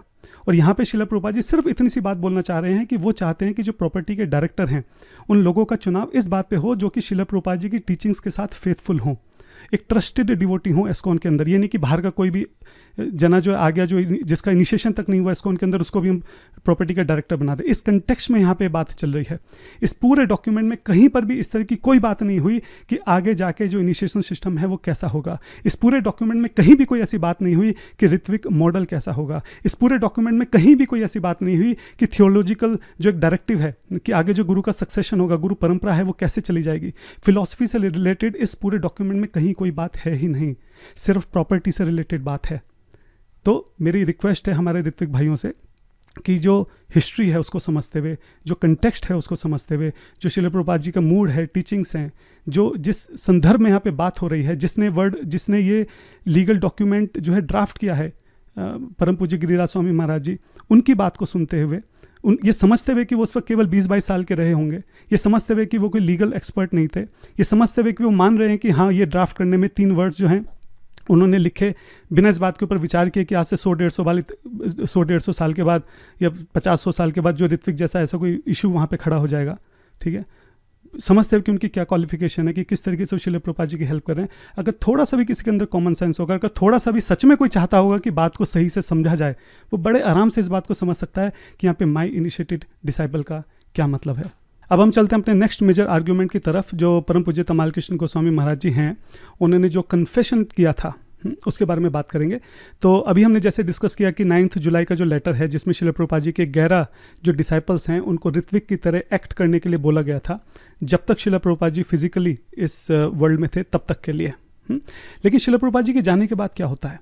श्रील प्रभुपाद जी जब नवंबर 1977 में महासमाधि ले लेते हैं, उसके बाद क्या करते हैं, जीबीसी ये ऑर्डर निकालती है कि ये जो 11 ऋत्विक हैं यही इनिशिएटिंग गुरु होंगे, और इन 11 डिसाइपल्स को जो है गुरु का दर्जा दे दिया जाता है अलग अलग लोकेशन पे। और ये रूल बन जाता है कि जो गुरु के दायरे में पर्टिकुलर एरिया है, जो भी वहाँ पे जो भी दीक्षा लेंगे वो उसी गुरु से लेंगे, जो भी नियरेस्ट उनके वहाँ पे रहेगा। तो ये बेसिकली जीबीसी जो है रिजोल्यूशन निकाल देती है। और उसके बाद फिर बहुत सारी हिस्ट्री है कि कैसे फॉल डाउन होते हैं, ये होता है वो होता है, कुल मिला के बहुत सारी बातें होती हैं। ठीक है, तब यहाँ पे जो है जीबीसी को समझ में आता है कि हमने गलती करी है। जीबीसी एक्सेप्ट करती है कि हमने गलती करी है। हाँ, एक्चुअली में ऐसा नहीं था। श्रील प्रभुपाद जी का कभी भी ये मूड नहीं था कि ये स्पेसिफिक 11 लोग जो हैं वो गुरु बनेंगे। श्रील प्रभुपाद जी ने हमेशा एक ही बात बोली है कि जो क्वालिफाइड होगा वो गुरु बनेगा। शास्त्रों में एक ही बात लिखी हुई है कि जो क्वालिफाइड है वही गुरु बनेगा। चैतन्य महाप्रभु ने यही बात बोली है कि जो क्वालिफाइड है वही गुरु बनेगा। गुरु जो है वो क्वालिफिकेशन के ऊपर है। गुरु जो है किसी को स्पेसिफिक बोल के नहीं कि केवल यही गुरु बन सकता है। इस बात का एहसास हुआ, और एग्जैक्टली वही तमाल कृष्ण महाराज जी जो हैं यहाँ पे कन्फेशन में बोल रहे हैं। आप समझिए, अगर आपको अभी तक जो मैंने बोला अगर वो क्लियर है तो ये बिल्कुल इसमें कुछ बचा ही नहीं है बताने के लिए। अब देखिए तमाल कृष्ण महाराज जी यहाँ पे क्या बोलते हैं। वो बोलते हैं कि actually Prabhupada never appointed gurus. बिल्कुल सही बात है, गुरुज नहीं किए थे, ऋत्विक किए थे। He did not appoint 11 gurus. बिल्कुल सही बात है। He appointed 11 ritviks officiating priest. बिल्कुल सही बात है। He never appointed them as gurus. Myself and the other GBCs have done a greatest disservice to this movement for the last 3 years. Because we interpreted the appointment of ritviks as the appointment of gurus. ये बिल्कुल सही बात है। श्रील प्रभुपाद जी ने उन 11 जो disciples थे उनको ऋत्विक की तरह वहाँ पे आज्ञा दी थी, उनको गुरु बनने की आज्ञा नहीं दी थी। तो वो 11 जो हैं वो कैसे वहाँ पे गुरु बन गए, और 11 ही क्यों गुरु बन गए? हाँ, तो ये बोल रहे हैं कि गलती हुई है, डिससर्विस हुई है। श्रील प्रभुपाद जी के और भी बहुत सारे डिसाइपल्स थे जो कि क्वालिफाइड थे, जिनको गुरु बनना चाहिए था, उनको गुरु बनने से रोका गया। केवल इन 11 को ही गुरु बनाए जाने लगा, बनने दिया, और इसमें से भी फिर काफ़ी सारे फॉल डाउन हो गए, पूरा मेस्ड अप हो गया सिचुएशन। तो गलती थी GBC की, और ये एक्सेप्ट कर रहे हैं कि हमसे गलती हुई है, ठीक है। उसके बाद ये बोल रहे हैं, फिर यहाँ पे अगर आप देखेंगे ना, आप पढ़ लेना वीडियो रोक के, मैं रिपीट नहीं कर रहा हूँ, सेम डिस्कशन है जो 7 जुलाई के डिस्कशन में हुआ, जिसमें श्रील प्रभुपाद जी नाम बता रहे हैं कि मैं चाहता हूँ ये ऋत्विक रहें, वो सारी चीज़ें यहाँ पे तमाल कृष्ण महाराज जी बता रहे हैं, ठीक है। और फिर यहाँ पे देखो, फिर से सेम चीज़ यहाँ पे तमाल कृष्ण महाराज जी बोल रहे हैं कि बहुत इंपॉर्टेंट है इस बात को हम समझें, क्या कि when it comes to initiation, जब इनिशिएशन की बात होती है तो वो इतना आसान नहीं है कि जो भी नियरेस्ट है उसको इनिशिएशन कर देगा। हाँ, whenever your heart go, तुम्हारा हृदय जहाँ पर जा रहा है, to whom you can repose your faith in, जिसके ऊपर आप अपना विश्वास रख सकते हैं, वो इनिशिएशन देगा। बिल्कुल सही बात है। गुरु कौन बन सकता है? जिसकी क्वालिफिकेशन होगी। और हमें गुरु का चुनाव कैसे करना चाहिए? इस बात पर करना चाहिए कि हमारा हृदय जो है वो किसकी तरफ जाता है, किसकी बात हमको समझ में आती है, किसकी बात जब हम सुनते हैं तो हमको ऐसा लगता है कि हम भगवान से कनेक्शन महसूस कर रहे हैं, किसकी बात जब हम सुनते हैं तो ऐसा लगता है कि हमारे हृदय में जो है वो शुद्धिकरण हो रहा है। ये गुरु का पैरामीटर है, ना कि भी ये है कि जो पास में है, जो कि अवेलेबल है, उससे इनिशिएशन हो जाए, ऐसा नहीं है। तमाल कृष्ण महाराज जी यहाँ पे इस बात को बोल रहे हैं। फिर वो कहते हैं, if it had been more than that, अगर ये ऑफिशिएटिंग आचार्य जो प्रीस्ट यहाँ पे बनाए गए, अगर ये उससे ज़्यादा कुछ भी होते, अगर श्रील प्रभुपाद जी उस वक्त उनके मन में कुछ भी ऐसी बात होती जो ऋत्विक बनाने से ज़्यादा होती, हाँ, you can bet bottom dollar, your bottom dollar that Srila Prabhupada would have spoken for days and hours and weeks on end about how to set up this thing with the gurus. यही बात मैं पूरी video में बार बार यहाँ पे दोहरा कर बोल रहा हूँ कि अगर इतना बड़ा चेंज श्रील प्रभुपाद जी को करना होता, तमाल कृष्ण महाराज जी यहाँ पे वही बात बोल रहे हैं कि वो इतनी आसानी से नहीं होता। श्रील प्रभुपाद जी जो है घंटों दिनों तक, हफ्तों तक उस बारे में बात करते, क्लैरिटी के साथ जो है वहाँ पर अपनी आज्ञा देते, चीज़ों को क्लियर करते, उसको रिकॉर्ड करते, साइन करते डॉक्यूमेंट्स के ऊपर प्रॉपरली कि इतना बड़ा सिद्धांत वहाँ पे बदलने जा रहे हैं। बट ही डिड नॉट, लेकिन उन्होंने ऐसा कुछ भी नहीं किया। क्यों नहीं किया? क्योंकि गुरु कैसा होगा, कौन होगा, ये बात वो ऑलरेडी मिलियंस ऑफ टाइम्स बता चुके हैं, पहले ही वो बता चुके हैं, इसलिए जरूरत ही नहीं है बताने की। ही सेड, श्रील प्रभुपाद जी ने क्या बोला? My guru maharaj did not appoint anyone, it is by qualification. We made a great mistake. Srila Prabhupada ji ने बोला कि क्वालिफिकेशन के ऊपर डिपेंड करता है कि कौन गुरु बनेगा, और हमने श्रील प्रभुपाद जी की इस बात को ठीक से नहीं समझा। हमने श्रील प्रभुपाद जी ने जो 11 ऋत्विक बनाए थे, बाद में उन्हीं को केवल 11 गुरु बना दिया, ये गलती थी। हम श्रील प्रभुपाद जी की इंस्ट्रक्शन को ठीक से नहीं समझ पाए, ठीक से नहीं इम्प्लीमेंट कर पाए, और शायद वो भी एक कारण था कि मूवमेंट पे इतना बड़ा केओस जो है उस वक्त क्रिएट हो गया, कितने फॉल डाउन हुए, कितने बड़े इश्यूज़ हुए। और ये बोलते हैं कि हमारी, तमाल कृष्ण महाराज जी बोल रहे हैं कि हम मानता हूँ कि हमारी बहुत बड़ी गलती थी, it was our mistake, it was our terrible mistake. अंत में वो इतनी बात बोलते हैं कि you can not show me anything on the tape or in writing where Srila Prabhupada says, I appoint these 11 as guru. It does not exist because he never appointed any gurus. This is a myth. बिल्कुल clear है। तो इसमें तो कुछ clarify करने की जरूरत भी नहीं है, क्योंकि अभी तक वीडियो में जो हमने देखा है, जो हमने एविडेंस देखे हैं, जो हमारी अंडरस्टैंडिंग बनी है, ये बिल्कुल उसके साथ सिंकअप है। ये तो उस बात को कंफर्म कर रही है एक्चुअली में, जो तमाल कृष्ण महाराज का कन्फेशन है कि श्रील प्रभुपाद जी ने कभी भी किन्हीं 11 गुरु का जो है चुनाव नहीं किया था। श्रील प्रभुपाद जी ने इसको ओपन एंड छोड़ा था। वो चाहते थे कि उनके सभी शिष्य जो है वो आगे जाके गुरु बने और क्वालिफिकेशन के बेस पर बने। तो इसी बात को तमाल कृष्ण महाराज जी यहाँ पे कन्फेस कर रहे हैं। तो मेरे ख्याल से इसमें कुछ ज़्यादा एविडेंस देने की या कुछ ज़्यादा लॉजिकली एक्सप्लेन करने की ज़रूरत ही नहीं बची है। ठीक है, इससे पहले हम लोग जो बेंगलोर का केस है उस पर आएँ, या फिर जो पीस प्रपोजल है उस पर आएँ, और देखें कि डिवोटीज़ को वहाँ पे भी कैसे बेवकूफ़ बनाया जा रहा है। थोड़ा सा कंक्लूड कर लेते हैं। बहुत सारी हमने यहाँ पे बातें डिस्कस की हैं जो डिवोटीज़ अभी तक बने हुए हैं इतनी टेक्निकल वीडियो में। Just congratulate yourself, thank you for your faithfulness to Shrila Prabhupada that you want to know all these details. तो जल्दी से मैं यहाँ पे कंक्लूड कर देता हूँ जो अभी तक हमने डिस्कस किया है, कि ऋत्विक फिलॉसफी जो है वो सेल्फ मेड है, वो सेल्फ डिक्लेयर्ड है। It can not be presented without committing multiple errors of fact, errors of logic, unproven assumptions, contradictions, omissions, and word jugglery. जब तक ये सब चीज़ें ना करी जाएं, जब तक आपके लॉजिक में, अजम्पशंस में चीज़ों को तोड़ मरोड़ के ना दिखाया जाए, इस शब्द को वहाँ से जोड़ दिया, किसी वर्ड का कोई भी मतलब निकाल लिया, बहुत एग्जैचरेट कर दिया, एक्स्ट्रापोलेट कर दिया, जब तक ये सारी चीज़ें आप नहीं करोगे, ऋत्विक फिलॉसफी को किसी भी तरीके से स्ट्रेट फॉरवर्ड तरीके से एक्सप्लेन करा ही नहीं जा सकता। दूसरा जो कॉमन हमारा आर्ग्यूमेंट थ्रू आउट चल रहा है कि श्रील प्रभुपाद जी कभी भी सीक्रेट में कोई थियोलॉजिकल शिफ्ट नहीं कर सकते। जो भी मेजर चेंजेस होंगे वो पब्लिक में हमेशा बताए जाते थे। हाँ, अगर दीक्षा या ऋत्विक फॉरएवर प्रभुपाद जी को करना था, उसके ऊपर कोई एक्सप्लेनेशन नहीं है, कोई लेक्चर नहीं है, कोई डॉक्यूमेंट नहीं है, फ्यूचर में कैसा होगा उस बारे में कुछ नहीं पता। गुरु साधु शास्त्र से कोई लेना देना नहीं। गुरु का तो हमने देखा श्रील प्रभुपाद जी की कैसे जो कंसिस्टेंट इंस्ट्रक्शंस चल रही हैं उसके विपरीत जाकर वर्ड्स को, जैसे मैंने बोला कि एक्स्ट्रापोलेट कर ज़बरदस्ती उसका मतलब यहाँ पे निकाला गया है। साधु से तो कोई लेना देना है ही नहीं इनको। जैसे पिछली बार भी मैंने अपनी पिछली वीडियो में भी बोला था, जैसे श्री नारायण गोस्वामी महाराज हैं, बहुत ही एग्जॉल्टेड आचार्य हैं, श्रील प्रभुपाद जी के बहुत क्लोज थे, उनके प्रिय बंधु थे, उनके मित्र थे, एक कमरे में कई कई साल दोनों साथ में रहे हैं।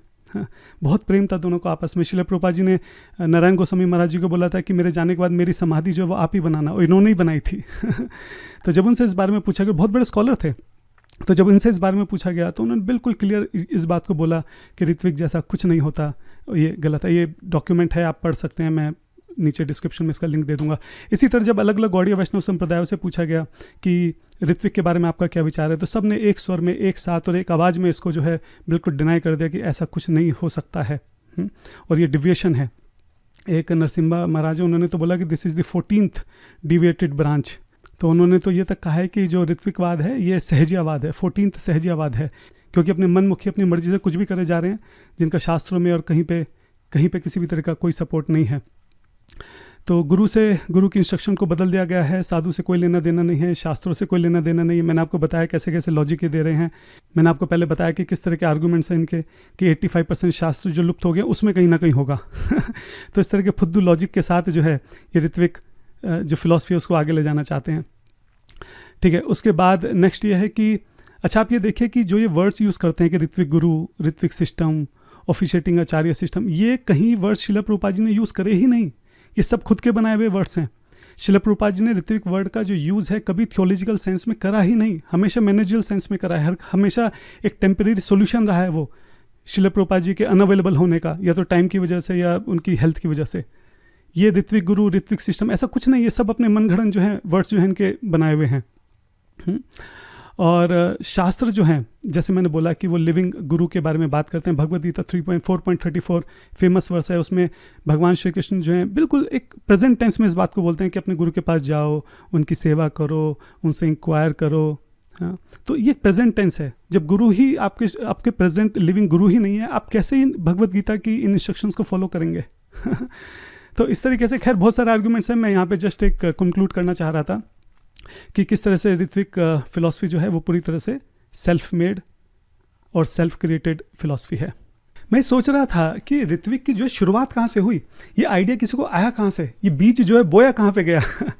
तो पता लगा कि 1980s में इंग्लैंड के अंदर श्रील प्रभुपाद जी के 2 डिसाइपल थे, रूपा और करण करके। ये जो क्रिश्चियन फिलॉसफी है उससे इन्फ्लुएंस थे। हाँ, और उसी वक्त 1980s में जो है इस्कॉन के अंदर बहुत बुरा समय चल रहा था, कितने जो गुरु हैं फॉल डाउन हुए थे और भी कई सारे इश्यूज चल रहे थे। तब वहाँ पे ये आइडिया लेके आए कि जैसे क्रिश्चियनिटी में होता है कि जैसे जीसस हैं आखिरी गुरु हैं, उसी आइडिया को इन्होंने यहाँ पे इंट्रोड्यूस किया और उन्होंने सबसे पहला पब्लिकेशन निकाला कि वैदिक विलेज रिव्यू। इस पब्लिकेशन के अंदर उन्होंने इस आइडिया को रखा कि जैसे जीसस क्रिश्चियन, मतलब उन्होंने ऐसे डायरेक्ट नहीं बोला, लेकिन पॉइंट उन्होंने रखा कि श्रील प्रभुपाद जी जो हैं वही आखिरी गुरु रहेंगे और उन्हीं से जो है आगे दीक्षा दी जाएगी। ये मैं अपने आप से नहीं बोल रहा हूँ। 1999 में माधवा संस्कृत कॉलेज के अंदर इस बारे में डिबेट हुई थी। उन्होंने इस बात को एक्सेप्ट किया है कि ये जो आइडिया है ऋत्विक का, ये एक्चुअली जो क्रिश्चियन फिलॉसफी है उससे इन्फ्लुएंस है, और जैसे वहाँ पे जीसस हैं उसी तरह के कंसेप्ट को यहाँ पे इम्प्लीमेंट करने की कोशिश की गई है। एक बात मैं आपको बताना चाह रहा हूँ कि ये बहुत बड़ा इमोशनल ट्रैप है एक्चुअली, अगर हम ध्यान से देखें कि डिवोटीज को ये बताया जाता है कि no we are faithful to Shrila Prabhupada. हाँ, हम श्रील प्रभुपाद जी के सबको प्रभुपाद जी से इनिशिएशन दिलाना चाहते हैं। मतलब उनको इमोशनली इस तरीके से मैनिपुलेट किया जाता है। लेकिन अगर आप ध्यान से देखें तो हम फेथफुल नहीं हैं श्रील प्रभुपाद जी के। हाँ, श्रील प्रभुपाद जी का जो मूड था, उनका जो विजन था, उनकी जो इंस्ट्रक्शंस थी, उनका जो प्रिंसिपल थे, हाँ, उनकी जो टीचिंग्स थी, उसके विरुद्ध जाकर हम काम कर रहे हैं। जो श्रील प्रभुपाद हमसे चाहते थे हम वो नहीं कर रहे हैं। हाँ, हमने अपनी बात ज़बरदस्ती शिला प्रभुपाद जी के ऊपर थोप दी और उसके विपरीत जाकर हम काम कर रहे हैं, तो देखा जाए तो हम शिला प्रभुपाद जी को प्लीज़ नहीं कर रहे हैं, हम बहुत बड़ी डिससर्विस जो है उनकी सेवा में यहाँ पे कर रहे हैं। ये बात हमको समझनी होगी। और तीसरी बात ये है कि, और मैंने देखा कि जो ऋत्विक ऑर्गेनाइजेशंस हैं उसमें इस बात के ऊपर बहुत अच्छे से प्रेजेंटेशंस बनाई जाती है, बहुत अच्छे से कन्वे किया जाता है कि किस तरीके से शिला प्रभुपाद जी के कुछ डिसाइपल जो हैं उनका फॉल डाउन हुआ है। मैं तो खुद बेंगलोर में रहा हूँ, मेरी शुरुआत ही वहीं से हुई है। पिछली वीडियोज़ में मैंने इसके बारे में थोड़ा बहुत बताया भी है, तो मुझे पता है कि वहाँ सब क्या चलता है। और जो डिवोटीज़ देख रहे हैं जो बेंगलोर से हैं वो समझ सकते हैं कि मैं इस वक्त क्या बोल रहा हूँ, किस तरह से मैगजीन्स बनती हैं, किस तरह से प्रेजेंटेशन बनाई जाती हैं, किस तरह से वीडियोस क्लिप्स सबको जोड़ मोड़ के चीज़ों को बहुत एग्जैचुरेट करके, हाँ, और आउट ऑफ कंटेक्स्ट दिखाकर किस तरीके से वहाँ पे सब दिखाया जाता है। तो बेसिकली फिर से बात वही है कि डिवोटीज़ को इमोशनली मैनिपुलेट करने की कोशिश की जाती है कि देखिए यहाँ पे कैसे जो इनके गुरु का फॉल डाउन हो रहा है, इसलिए हम तो सीधा जो है शिला प्रभुपाद जी को ही फॉलो करेंगे। बात यह है कि अगर फॉल डाउन हो रहा है तो भी, जैसे वो लोग कहते हैं कि ये गुरु बनना चाहते हैं, मैं कह रहा हूँ गुरु बनना चाहते हैं तो भी, चाहे कोई बनना चाहे चाहे कोई ना बनना चाहे, बात वो है ही नहीं। बात ये है कि इंस्ट्रक्शन क्या दी गई शिला प्रभुपाद जी के द्वारा, उसको इंप्लीमेंट करना है। ये थोड़ी ना है कि जो प्रभुपाद जी ने ऑर्डर दिया, क्योंकि वो हम ठीक से इंप्लीमेंट नहीं कर पा रहे हैं, क्योंकि उसमें हमको प्रॉब्लम्स आ रही हैं, इसलिए काम करते हैं उस ऑर्डर को ही बदल देते हैं, एक नई फिलॉसफी लेकर आ जाते हैं ऋत्विकवाद जैसी। ऐसे नहीं होता है। शिला प्रभुपाद जी ने जो ऑर्डर दिया है उस ऑर्डर को ही इंप्लीमेंट करना है। ठीक है प्रॉब्लम्स आ रही हैं, ठीक है चैलेंजेस आ रहे हैं, ठीक है उसको सही करेंगे, चीज़ें धीरे धीरे ठीक हो रही हैं। हाँ, शुरू में ठीक है जो बहुत सारे गुरु जो फॉल डाउन हुए, धीरे धीरे जो हमारी जीबीसी है वो रिजोल्यूशन लेके आ रही है, चीज़ें जो प्रोसेस है उसको टाइट किया जा रहा है, उसको इम्प्रूव किया जा रहा है। पहले जितने फॉल डाउन होते थे आज के समय में तो नहीं होता, आज हार्डली कुछ ऐसा सुनने में आता है। तो चीज़ें ठीक हो रही हैं। तो जो ऑर्डर दिया गया है प्रभुपाद जी के द्वारा उसको ठीक से इम्प्लीमेंट कैसे करा जाए, इस बारे में विचार करना है। ये विचार नहीं करना है कि क्योंकि ये गुरु बनना चाहते हैं, क्योंकि ये इनका फॉल डाउन हो रहा है, इस वजह से एक नई फिलॉसफी लेके आ जाओ। और गुरु बनना चाह रहे हैं तो भी क्या, और नहीं बनना चाहें तो भी क्या। ऐसे तो कोई ये भी बोल सकता है कि ये जो ऋत्विक हैं ये ऋत्विक गुरु बनना चाहते हैं। पूरी देखो अल्टीमेटली क्या है, अल्टीमेटली तो अथॉरिटी चाहिए, जो शक्ति है, नशा तो उसी का है, शक्ति का। तो चाहे कोई गुरु बन के ले, चाहे कोई ऋत्विक गुरु बन के ले, अल्टीमेटली बात तो वही है। आज जो ऋत्विक के लीडर्स हैं, क्या पूरी प्रॉपर्टी हर एक चीज़ क्या उनके कंट्रोल में नहीं है? क्या उनकी इच्छा के बिना एक तिनका भी हिल सकता है वहाँ से? पूरी अथॉरिटी उनके पास है, पूरी शक्ति, पूरी ताकत उनके पास है। यही तो नशा है। तो जिस तरह से वो एक्यूज़ कर रहे हैं, ये गुरु बनना चाहते हैं, इसी तरह का सेम एक्विजिशन तो उनके ऊपर भी आ सकता है कि ये भी ऋत्विक गुरु बनना चाहते हैं, ये भी पूरी अथॉरिटी में रहना चाहते हैं, ये भी पूरी शक्ति में रहना चाहते हैं, क्योंकि नशा तो उसी का है। तो बात ये नहीं है कि कौन क्या बनना चाहता है, चाहे बनना चाहे चाहे ना बनना चाहे, बात वो नहीं है। बात यह है कि सिद्धांत क्या है, बात यह है कि प्रभुपाद जी ने हमको इंस्ट्रक्शन दी क्या है, उस चीज़ के ऊपर हमको जो यहाँ पे फोकस करना है। और एक बात मैं और बोलना चाहता हूँ कि जो भी मेरे ऋत्विक भाई बहन हैं, माताएं हैं, मुझे बहुत दुख होता है कई बार। हाँ, हम सब लोग शिला प्रभुपाद जी को तो नहीं देख पाए, उनकी सेवा का तो कभी अवसर नहीं मिला, लेकिन शिला प्रभुपाद जी के जो शिष्य थे, हाँ, हमारी सौभाग्य था कि हमने उनके दर्शन करे हैं, हमने उनका संग लिया है, उनसे पूछा है कि उनका शिला प्रभुपाद जी के साथ क्या एक्सपीरियंस था। एक एक इंसिडेंट वो आज भी जो है कितनी खुशी से बताते हैं। 50 साल 70 साल पहले की जो बात है, आज भी चेहरे पे स्माइल रहती है। एक एक लाइन, एक एक शब्द, शिला प्रभुपाद जी का एक एक एक्सप्रेशन जो है वो इस तरीके से बताते हैं। तो हमारा सौभाग्य है कि हमें वो संग जो है उनके डिसाइपल्स का मिला, लेकिन जो हमारे ऋत्विक भाई बहन हैं वो उससे पूरी तरह से वंचित रह गए। उनको नहीं पता कि उन्होंने क्या खो दिया है और क्या खो रहे हैं। अभी भी शिला प्रभुपाद जी के कुछ डिसाइपल इस धरती पर हैं, उनको नहीं पता वो क्या खो रहे हैं। कितनी बड़ी अपॉर्चुनिटी जो है उनके हाथ से निकलती जा रही है, कितनी बड़ी एक साधु संघ की, शिला प्रभुपाद जी के डिसाइपल जो 50 60 70 साल से जो प्रभुपाद जी को सेवा कर रहे हैं, ऐसे साधुओं के संघ की जो एक अपॉर्चुनिटी थी, उनको देखना, उनके दर्शन करना, उनकी सेवा करना, उनसे बात करना, उनसे क्वेश्चन पूछना। तो इतना बड़ा धोखा, इतना बड़ा अन्याय, इतनी बड़ी हिंसा हमारे ऋत्विक भाई बहनों के साथ हुई है कि इतनी बड़ी अपॉर्चुनिटी जो है उनके हाथ से छीन ली गई है। बहुत दुख है इस बात का।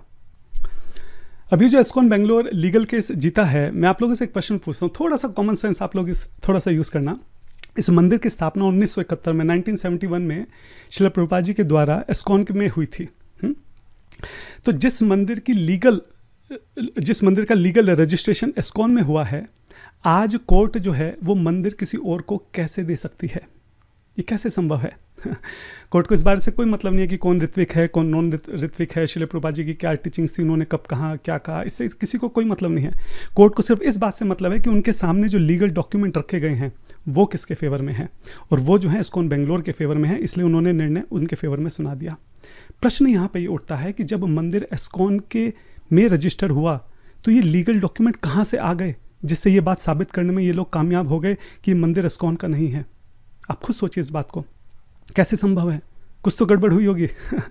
तो जो इस्कॉन के लीगल हेड हैं हिज ग्रेस दयाराम प्रभु जी, वो बताते हैं कि किस तरीके से शंकर दास करके डिवोटी थे जिन्होंने रजिस्ट्रेशन किया था, और उसी वक्त ये बात समझ में आ गई थी कि हाँ रजिस्ट्रेशन में गलतियाँ हैं, लूप होल हैं, हाँ ये गड़बड़ हुआ है मामला।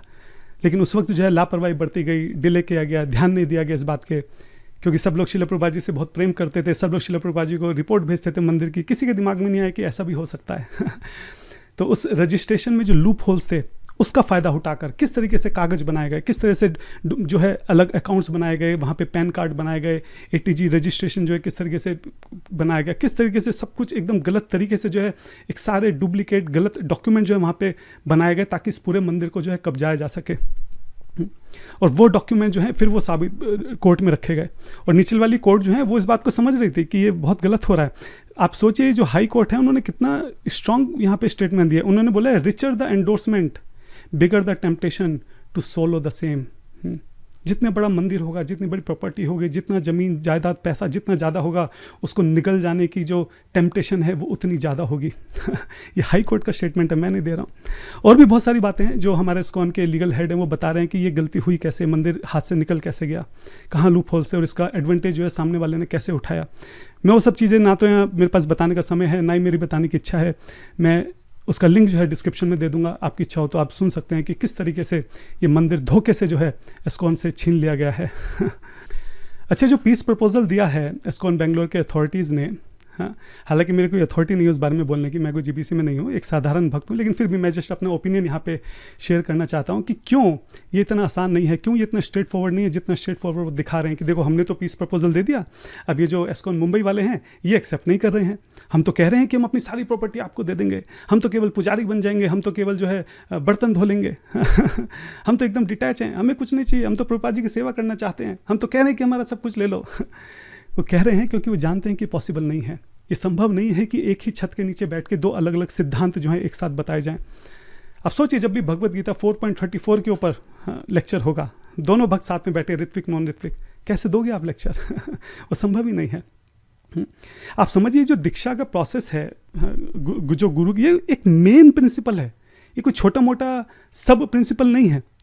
एकदम जो कोर टीचिंग्स है शिला प्रभुपाद जी की, Krishna is the supreme personality of God head, जीव कौन है, जीवेरे कृष्ण, जीवेरे स्वरूप है कृष्ण नित्यदास, भगवान के साथ क्या संबंध है, माया क्या है, गुरु कौन है, उसके साथ क्या संबंध है, दीक्षा, ये एकदम 8-10 अगर मेन अगर हम फिलोसफिकल पॉइंट्स लिखें उनमें से एक है।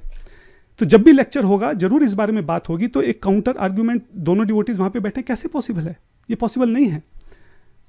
आप सोचिए, जरा विचार कीजिए कि मान लो शिला प्रभुपाद जी के कोई ग्रैंड डिसाइपल हैं, वरिष्ठ काफ़ी, किसी कोई भी, फॉर एग्जांपल हम ले लेते हैं अभी, जैसे फॉर एग्जांपल हिज होलीनेस भक्ति आशा स्वामी महाराज जी हैं, जस्ट एक एग्जांपल के लिए बोल रहा हूँ, परम पूज्य गोपाल कृष्ण महाराज जी के डिसाइपल हैं, प्रभुपाद जी के ग्रैंड डिसाइपल हैं। मान लो वो मंदिर में आ रहे हैं, और मान लो यहाँ पे कोई ऋत्विक डिवोटी है 15-20 साल का, जिसको शिला प्रभुपाद जी से दीक्षा दिला दी गई है, वो भी मंदिर में आ रहा है। अब दोनों एक दूसरे के सामने आ रहे हैं। कौन किसको प्रणाम करेगा? जो भक्ति आशा वैष्णव स्वामी महाराज हैं, उनके लिए तो वो जो लड़का है वो तो गुरु भाई हो गया। तो क्या वो उनको प्रणाम करेंगे? वो 70 इतने वरिष्ठ भक्त हैं, या वो 15-20 साल का लड़का उनको प्रणाम करेगा कि नहीं नहीं ये वरिष्ठ हैं? तो ये इनकम्पैटिबल है, ये इतना इजी नहीं, इतना स्ट्रेट फॉरवर्ड नहीं है जितना ये दिखाने की कोशिश करें कि हम तो प्रपोजल दे रहे हैं, सामने वाला एक्सेप्ट नहीं कर रहा है। ये केवल डिवोटीज़ को जो है इमोशनली मैनिपुलेट करने की बात है। वो जानते हैं कि पॉसिबल नहीं, इसलिए वो इस तरीके की बात कर रहे हैं कि हम तो बर्तन मांज लेंगे, हम तो पुजारी बन जाएंगे, हम तो सारे मंदिर दे देंगे, क्योंकि उनको पता है कि पॉसिबल नहीं है, ये प्रैक्टिकली पॉसिबल ही नहीं है। मैं चाहता हूँ कि ऐसा हो, मैं तो भगवान से प्रे करता हूँ कि कुछ ऐसा हो जाए कि जितने भी प्रभुपाद जी के अलग अलग छोटी छोटी के नाम पे जो अलग अलग संस्थाएं खुली हैं वो सब मिल जाएं। लेकिन मैं जस्ट आपको बता रहा हूँ कि इतना सिंपल नहीं है जितना सिंपल दिखाया जा रहा है। ये सिर्फ डिवोटीज को इमोशनली मैनिपुलेट करने की बात है यहाँ पे। मैं आपको बोलता हूँ ना, ठीक है, अगर आपको इतना ही इच्छा है कि सबको एक करने का, आप इस्कॉन को छोड़ो, जितने ऋत्विक ऑर्गेनाइजेशन है पहले वो तो सब एक साथ आ जाएं, वो सब अलग अलग क्यों हैं? गिव गीता है, इस्कॉन बेंगलोर है, ISKM है, और भी जो छोटे मोटे इधर खुले हुए हैं, आप सब लोग आपस में बात करके एक साथ क्यों नहीं आ जाते कि हम सबका तो एक ही मिशन है, हम सबकी तो एक ही फिलॉसफी, हम तो ऋत्विक को मानते हैं, चलो एक काम करते हैं, हम सब लोग मिला के एक बड़ा अपना आपस में एक इंस्टीट्यूट बना लेते हैं। क्यों नहीं बनाते हैं? नहीं बनाएंगे, क्योंकि सबको अपनी अथॉरिटी चाहिए, सबको अपनी शक्ति चाहिए, सबको अपना कंट्रोल चाहिए। ये जो अलग अलग इंस्टीट्यूट्स हैं, इनमें इनका पूरी तरह से कंट्रोल है। जो भी इन इंस्टीट्यूट्स में वो जानते हैं कि जो ये यहाँ के लीडर्स हैं, इनकी इच्छा के बने एक पत्ता भी वहाँ पे नहीं हिल सकता, एक तिनका भी नहीं हिल सकता है। हाँ, तो ये जो कंट्रोल है, ये जो शक्ति, ये जो ताकत का नशा है, इसको कोई नहीं छोड़ना चाहता। तो पीस प्रपोजल, ये सब चीज़ें जो हैं, सिर्फ बेचारे जो मासूम डिवोटी हैं, सिर्फ उनको बेवकूफ़ बनाने के लिए, उनको इमोशनली मैनिपुलेट करने के लिए है। असली बात यह है कि सब लोग जो है ताकत चाहते हैं, शक्ति चाहते हैं, कंट्रोल चाहते हैं। मेरे जितने भी ऋत्विक भाई बहन हैं, जितनी भी माताएं हैं, मैं उनसे एक बात बोलना चाहता हूँ। इतने सब एविडेंस देखने के बाद भी मैं आज भी आपको लिख के दे सकता हूँ, साइन करके दे सकता हूँ, 100% गारंटी के साथ दे सकता हूँ, बोल सकता हूँ कि कोई लीडर मानने वाला नहीं है। वो नहीं मानेंगे, चाहे कुछ भी कर लो, आप नहीं मानेंगे। क्योंकि जो उनका अस्तित्व है वही इस बात के ऊपर आधारित है कि ऋत्विक फिलॉसफी है। जिस दिन ये अस्तित्व खत्म हो जाएगा, उनकी कोई वैल्यू नहीं रह जाएगी, उनके हाथ में जो पावर है, कंट्रोल है, ये सब उनके हाथ से निकल जाएगा। लेकिन मैं आपसे बात पूछना चाहता हूँ कि क्या आप कन्विंस्ड हैं सिर्फ एक दो लोगों की मन घड़न एक कहानी ऋत्विक के नाम पे जो उन्होंने बना रखी है, वर्ड्स को इधर उधर घुमा फिरा के अपने इंटरप्रिटेशन के साथ और एग्जैचुरेशन के साथ, आधा वर्ड कहीं का मिला दिया, आधा कहीं का मिला दिया, क्योंकि वहाँ यहाँ लिखा है इसलिए यहाँ लिखा है, इन दोनों का मतलब, इस तरीके के ऊपर जो उन्होंने फिलॉसफी बना रखी है। एक दो लोग जो इस फिलॉसफी को बता रहे हैं आपको क्या उनके ऊपर विश्वास है? आपको शास्त्रों के ऊपर विश्वास नहीं है? आपको जो 4 संप्रदाय के आचार्य बोल रहे हैं उसके ऊपर विश्वास नहीं है? शिला प्रभुपाद जी के जो गॉड ब्रदर्स हैं, इतने बड़े बड़े विद्वान हैं, वो बोल रहे हैं, आपको उसके ऊपर विश्वास नहीं है? शिला प्रभुपाद जी के डिसाइपल जो 50-50, 60 साल से उनको सर्व कर रहे हैं, आपको उनके ऊपर विश्वास नहीं है? आपको किसी के ऊपर विश्वास नहीं है? आप केवल एक दो लोगों की जो मनगढ़ंत कहानी है ऋत्विक के नाम पे, आपको केवल उस पर विश्वास है। सोचने की बात है, आप एक बार विचार कीजिएगा इसके ऊपर। और जाने से पहले मैं एक बात और बोलना चाहता हूँ कि मुझे नहीं पता कि लीडर्स के मन में क्या है, चाहे वो यहाँ के हों, चाहे वो वहाँ के हों। हाँ, लेकिन मैं बेंगलोर में भी रहा हूँ और मैं इस्कॉन के अंदर भी रहा हूँ। एक बात मुझे अच्छे से पता है, क्योंकि जिन भक्तों के साथ मैंने इंटरेक्ट किया है, चाहे वो बेंगलोर के हों, किसी भी संस्था के हों या इस्कॉन के हों, कि भक्त जो हैं वो जेन्युइन है। जितने भी भक्त हैं बहुत जेन्युइनली अपनी भक्ति करना चाहते हैं, सेवा करना चाहते हैं, कंट्रीब्यूट करना चाहते हैं, भक्ति में आगे बढ़ना चाहते हैं। किसी के भी मन में कोई धोखा देने की प्रवृत्ति नहीं है, किसी के भी मन में ऐसा नहीं कि मैं चीटिंग कर लूँ ऋत्विक के नाम पे। अगर कोई ऋत्विक को फॉलो भी कर रहा है तो केवल दो ही बातें हैं कि या तो वो इग्नोरेंस में है, या तो उसको पूरी बात पता नहीं है, या कहीं ना कहीं उसके अंदर कन्विक्शन है कि मैं जिस रास्ते पर चल रहा हूँ यही सही रास्ता है। प्रभुपाद जी हमसे यही चाहते थे, हाँ, इसी रास्ते पे चलना जो है मेरे लिए सही है, इसी रास्ते पे प्रभुपाद जी चाहते हैं, भगवान चाहते हैं कि मैं इस रास्ते पे चलूँ। और अगर वो ऐसा सोचता है तो वो जेन्युइनली अपनी भक्ति कर रहा है। इसी तरह इस्कॉन के डिवोटीज को अगर लगता है कि नहीं गुरु परंपरा सही है, तो जेन्युइनली अपनी भक्ति कर रहे हैं। तो मैं पॉइंट यहाँ पे बोलना चाह रहा हूँ कि जब भी हम सारे भक्त आपस में एक दूसरे से मिलें, एक दूसरे को कड़वाहट की नज़र से ना देखें। हाँ, आप समझिए कि हर एक भक्त, चाहे वो किसी भी संस्था का हो, बाहर जो लोग रह रहे हैं, जो मायावृत्ति में लगे पड़े हैं, जो दिन रात जो भोग विलास कर रहे हैं, उन सभी करोड़ों लोगों से करोड़ों गुना ज़्यादा हमारा हर एक भक्त है, हर एक संस्था का। इसलिए जब भी हम किसी भक्त को देखें, चाहे वो किसी भी संस्था का हो, बहुत प्रेम से देखें, उससे गले मिलें, उसको दंडवत करें, उसकी सेवा करने का प्रयास करें। कभी भी ऐसे न रखें कि ये तो उस संस्था का है, ये तो इस संस्था का है। केवल एक ही बिंदु पे तो मतभेद है, उसके अलावा तो कोई मतभेद नहीं है। उसके अलावा तो सारी टीचिंग सेम है, हम सब एक ही परिवार का हिस्सा हैं। और ये ना सोचे कि ये भी वही क्यों नहीं सोचता जो मैं सोचता हूँ, ये जरूरी नहीं है। पूरी गीता बोलने के बाद कृष्ण जो है वो अर्जुन से बोल देते हैं यथेच्छसि तथा गुरु, जैसे तुम्हें इसे लगता है वैसा करो। तो जब भगवान फ्री विल के साथ इंटरफेरेंस नहीं कर रहे हैं, हमारा क्या अधिकार है कि हम सामने वाले की फ्री विल के साथ इंटरफेरेंस करें? अगर उसको लगता है कि ऋत्विक का ही रास्ता सही है तो चलने दो ना उसको उस रास्ते पे। आपका काम है कि केवल अपना पक्ष रखना। उस पक्ष को सुनने के बाद भी अगर उसको लगता है कि वही सही है तो क्यों उसको इंटरफेयर करना, क्यों उसको रोकना जबरदस्ती? आप समझिए, हम सबका एक बहुत क्लियर अंडरस्टैंडिंग होना चाहिए कि ये एक बिंदु है जिसके ऊपर हम अलग अलग संस्थाओं के बीच में मतभेद है। और हमेशा हमें अपने मन में, अब जो वरिष्ठ भक्त हैं उनको तो मैं कुछ नहीं बोल सकता, लेकिन जो सामान्य साधारण भक्त है, मेरे स्तर के जो भक्त हैं, मैं उनसे ये बात बोल रहा हूँ, अन्यथा ना ले, ऐसा नहीं कि मैं किसी को ऑर्डर दे रहा हूँ।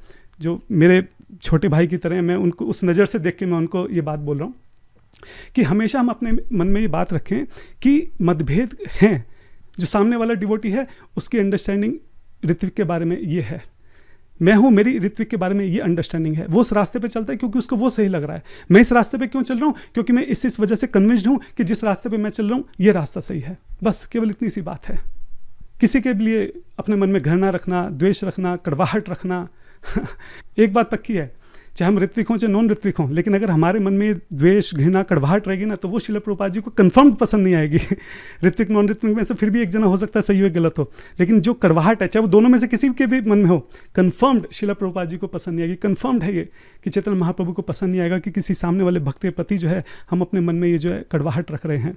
आप एक बात समझ लीजिए कि श्रील प्रभुपाद जी के जिन डिसाइपल्स के ऊपर जो फॉल डाउन हुए या जिनको डिफ़िकल्टी फेस हुई, जिनके ऊपर हम मैगजीन बनाते हैं, प्रेजेंटेशन बनाते हैं, जिनके बारे में हम बुरा भला बोलते हैं, आप एक बार समझिए कि उन्होंने क्या कंट्रीब्यूशन किया है। हाँ, जब श्रील प्रभुपाद जी बिल्कुल अकेले थे ना, कोई भी उनके साथ नहीं था, कई बार तो उनके पास कुछ खाने के लिए नहीं था, कुछ रहने के लिए नहीं था। हाँ, हेल्प तो बहुत दूर की बात है, कोई एक बार बोलने के लिए तैयार नहीं था कि स्वामी जी जो आप कर रहे हो ना बहुत अच्छा है, कि एक एप्रिसिएशन का एक वर्ड नहीं था, बिल्कुल अकेले थे श्रील प्रभुपाद जी। ये वो लोग हैं जिन्होंने तब उस वक्त श्रील प्रभुपाद जी की हेल्प करी थी, तब ये जाके उनके साथ खड़े हुए थे। मुझे ध्यान आ रहा है कि कुछ समय पहले की बात है, परम पूज्य राधानाथ स्वामी महाराज जी जो हैं, एक काफ़ी बुजुर्ग व्यक्ति थे, उनको हाथ जोड़कर, उनका हाथ पकड़कर, हाथ जोड़कर उनको बार बार प्रणाम कर रहे थे। तो मैंने पूछा तो मुझे पता चला कि कौन है जो महाराज इतना प्रणाम कर रहे हैं बार बार, क्या बात हो गई। तब पता चला कि वो जो व्यक्ति है वो श्रील प्रभुपाद जी से मिला था, उसने श्रील प्रभुपाद जी को थैंक यू बोला था कि आप जो स्वामी जी जो आप कर रहे हैं ना, ये बहुत अच्छा काम है, हाँ बहुत अच्छा काम कर रहे हैं आप। तो ये कुछ वर्ड्स जो हैं उसने एप्रिसिएशन के श्रील प्रभुपाद जी को बोले थे। तो महाराज जो है उस व्यक्ति को बार बार धन्यवाद इसलिए कर रहे हैं कि जब श्रील प्रभुपाद जी को सबसे ज़्यादा ज़रूरत थी, जब श्रील प्रभुपाद जी के साथ कोई भी नहीं था, जब वो बिल्कुल अकेले थे, हाँ, एक अच्छा शब्द कोई उनको नहीं बोलता था, उस समय पे उस व्यक्ति ने श्रील प्रभुपाद जी को का अप्रिशिएट किया, उनको थैंक यू बोला। उनको थैंक यू बोलने से श्रील प्रभुपाद जी को उस वक्त शायद खुशी हुई होगी, शायद उनको अच्छा लगा होगा, शायद उनको मोटिवेशन मिला होगा। हाँ, इस व्यक्ति ने हमारे श्रील प्रभुपाद जी का उस समय इस तरह से इसने योगदान दिया। इस बात को जो राधानाथ महाराज जी बार बार उसको धन्यवाद कर रहे थे, आप सोचिए जरा कितनी बड़ी बात है। तो जो भक्त जिन्होंने अपनी पूरी जवानी दे दी, जिन्होंने अपना पूरा जीवन दे दिया, जिन्होंने शादी नहीं की, जिन्होंने जो घिस गए श्रील प्रभुपाद जी के लिए दिन रात, हाँ, अगर बाद में किसी वजह से उन्हें डिफिकल्टी फेस हुई भी, किसी वजह से भी फॉल डाउन हुआ भी, तो क्या आज हम मैगजीन्स बना के और प्रेजेंटेशन बना के और उसका माखोल खड़ा करें, हाँ, या देखें कि चलो जो गलती हुई अब इनकी कैसे हेल्प कर सकते हैं। ये वही लोग हैं जो श्रील प्रभुपाद जी को जब सबसे ज़्यादा जरूरत थी, जब कोई नहीं था, ये उनके साथ खड़े हुए थे। हाँ, आज किस तरह से हम इनकी हेल्प करें, किस तरह से इनको उठाएं, किस तरह से इनको आगे लेके जाएं, हाँ, इस पे विचार करें। या मैगजीन्स बनाएं और प्रेजेंटेशंस बनाएं और वीडियो बना के दिन रात जो है सोशल मीडिया पे जो है दुष्प्रचार करें, ये सोचने की बात है। मैं सिर्फ इतनी रिक्वेस्ट कर रहा हूँ, और मैं फिर से बोल रहा हूँ, जो मेरे जैसे सामान्य भक्त हैं उनसे मैं रिक्वेस्ट कर रहा हूँ कि आप कभी भी, चाहे कोई भी लीडर हो, कुछ भी हो, आपको कभी कोई कुछ भी बोले, किसी भी तरीके से वैष्णव अपराध में मत पड़ेगा। आप नहीं जानते, आपको जो दिखाया जा रहा है वो सिर्फ एक कहानी का छोटा सा हिस्सा है, उसके अलावा कहानी बहुत बड़ी है, पीछे की बहुत बातें जो शायद आपको नहीं पता होंगी। किसी की एक गलती को जो बढ़ा चढ़ा के आपको दिखाया जा रहा है, उसके पीछे उसका बहुत बड़ा योगदान रहा होगा, बहुत बड़ा कंट्रीब्यूशन रहा होगा, हो सकता है उसके बारे में आपको ना पता हो। इसलिए सेफर साइड में यही है कि अगर कोई बोल भी रहा है तो उसको इग्नोर कर दिया जाए, ध्यान न दिया जाए, और किसी भी तरीके से अपने से जो है किसी के भी प्रति वैष्णव अपराध ना किया जाए। जाने से पहले जो हमारे हिज ग्रेस वृंदावन चंद्र प्रभु जी हैं और हिज ग्रेस मधु पंडित प्रभु जी हैं, उनके चरणों में सर रखकर मैं माफ़ी मांगता हूँ कि मेरे मुँह से अगर कुछ भी ऐसा निकला जो उनके जो भी फॉलोअर्स हैं या वो स्वयं है, अगर उनको ठेस पहुंची हो तो मुझे क्षमा कीजिएगा। मैं आशा करता हूं कि वो इस बात को समझ रहे हैं कि जैसे वो अपनी सेवा कर रहे हैं, जैसे वो अपने हित में अपनी फिलॉसफी के साथ वो खड़े रहते हैं, उस बारे में बात करते हैं, इसी तरीके से ये मेरी भी सेवा है कि मैं भी जो श्रील प्रभुपाद जी के पक्ष की बात है, जो मुझे लगता है कि सही है, मैं भी उसके विषय में बोलूँ। आई होप दे अंडरस्टैंड कि जैसे वो अपनी सेवा कर रहे हैं ऐसे मैं भी अपनी सेवा कर रहा हूँ। मेरा उद्देश्य किसी भी तरीके से कोई उनको पर्सनल अटैक करना या उनके प्रति कोई घृणा भाव रखना नहीं था। अगर ये एक बिंदु ऋत्विक वाला जो उसको साइड में रख दिया जाए, मैं हृदय से इस बात को मानता हूँ कि जितना हरिनाम उन्होंने लिया है, हाँ, जितनी वैष्णव सेवा उन्होंने की है, जितनी भगवत कथा जो उन्होंने सुनी है, कही है, न जाने मुझे कितने जन्म लग जाएंगे वहाँ तक पहुँचने में। मैं तो उनके चरण की एक धूल के समान भी नहीं हूँ, अगर साधना के पर्सपेक्टिव से इस बात को देखा जाए। तो किसी भी तरह से मेरे मन में उनके लिए कोई घृणा नहीं है। मैं उनका दोनों का बहुत आदर करता हूँ, दोनों के चरणों में सर रखकर बार बार उनसे प्रणाम करता हूँ, उनसे माफ़ी मांगता हूँ। इसी तरह जितने भी भक्त हैं, ना जाने कौन सी संस्था के कौन से भक्त ने इस वीडियो को देखा हो, ना जाने किसके हृदय को कहाँ पर ठेस पहुँची हो, मैं क्षमा प्रार्थी हूँ। आप सब लोग जो हैं सारग्राही बन जाइए। आप सब लोग जो हैं इस सार को पकड़ने का प्रयास कीजिए कि मैं यहाँ पे क्या बोलना चाह रहा था, मैं किस तरह से सिद्धांत की बात को बोलना चाह रहा था। आप इस बात को समझिए कि जो मुझे सही लगता है कि श्रील प्रभुपाद जी की सेवा में ये जरूरी है, अपनी सेवा मानकर मैं उस काम को करना चाह रहा था। किसी भी संस्था के प्रति, किसी भी भक्त के प्रति, चाहे वो किसी भी स्तर पर हो, 1% भी मेरे मन में ना किसी के लिए घृणा है, ना द्वेष है, ना ही किसी के प्रति कोई कड़वाहट है। आप प्लीज़ मुझे अपना छोटा भाई समझ के क्षमा कर दीजिएगा अगर आपको मेरी किसी भी बात से दुख पहुंचा हो तो। वंशकल्पतरुभ्यश्च कृपा सिन्धुभ्यैव च पतितनाम पावनेभ्यो वैष्णवेभ्यो नमो नमः। शिल प्रभुपाद की जय, गौर भक्तविंद की जय। हरे कृष्णा।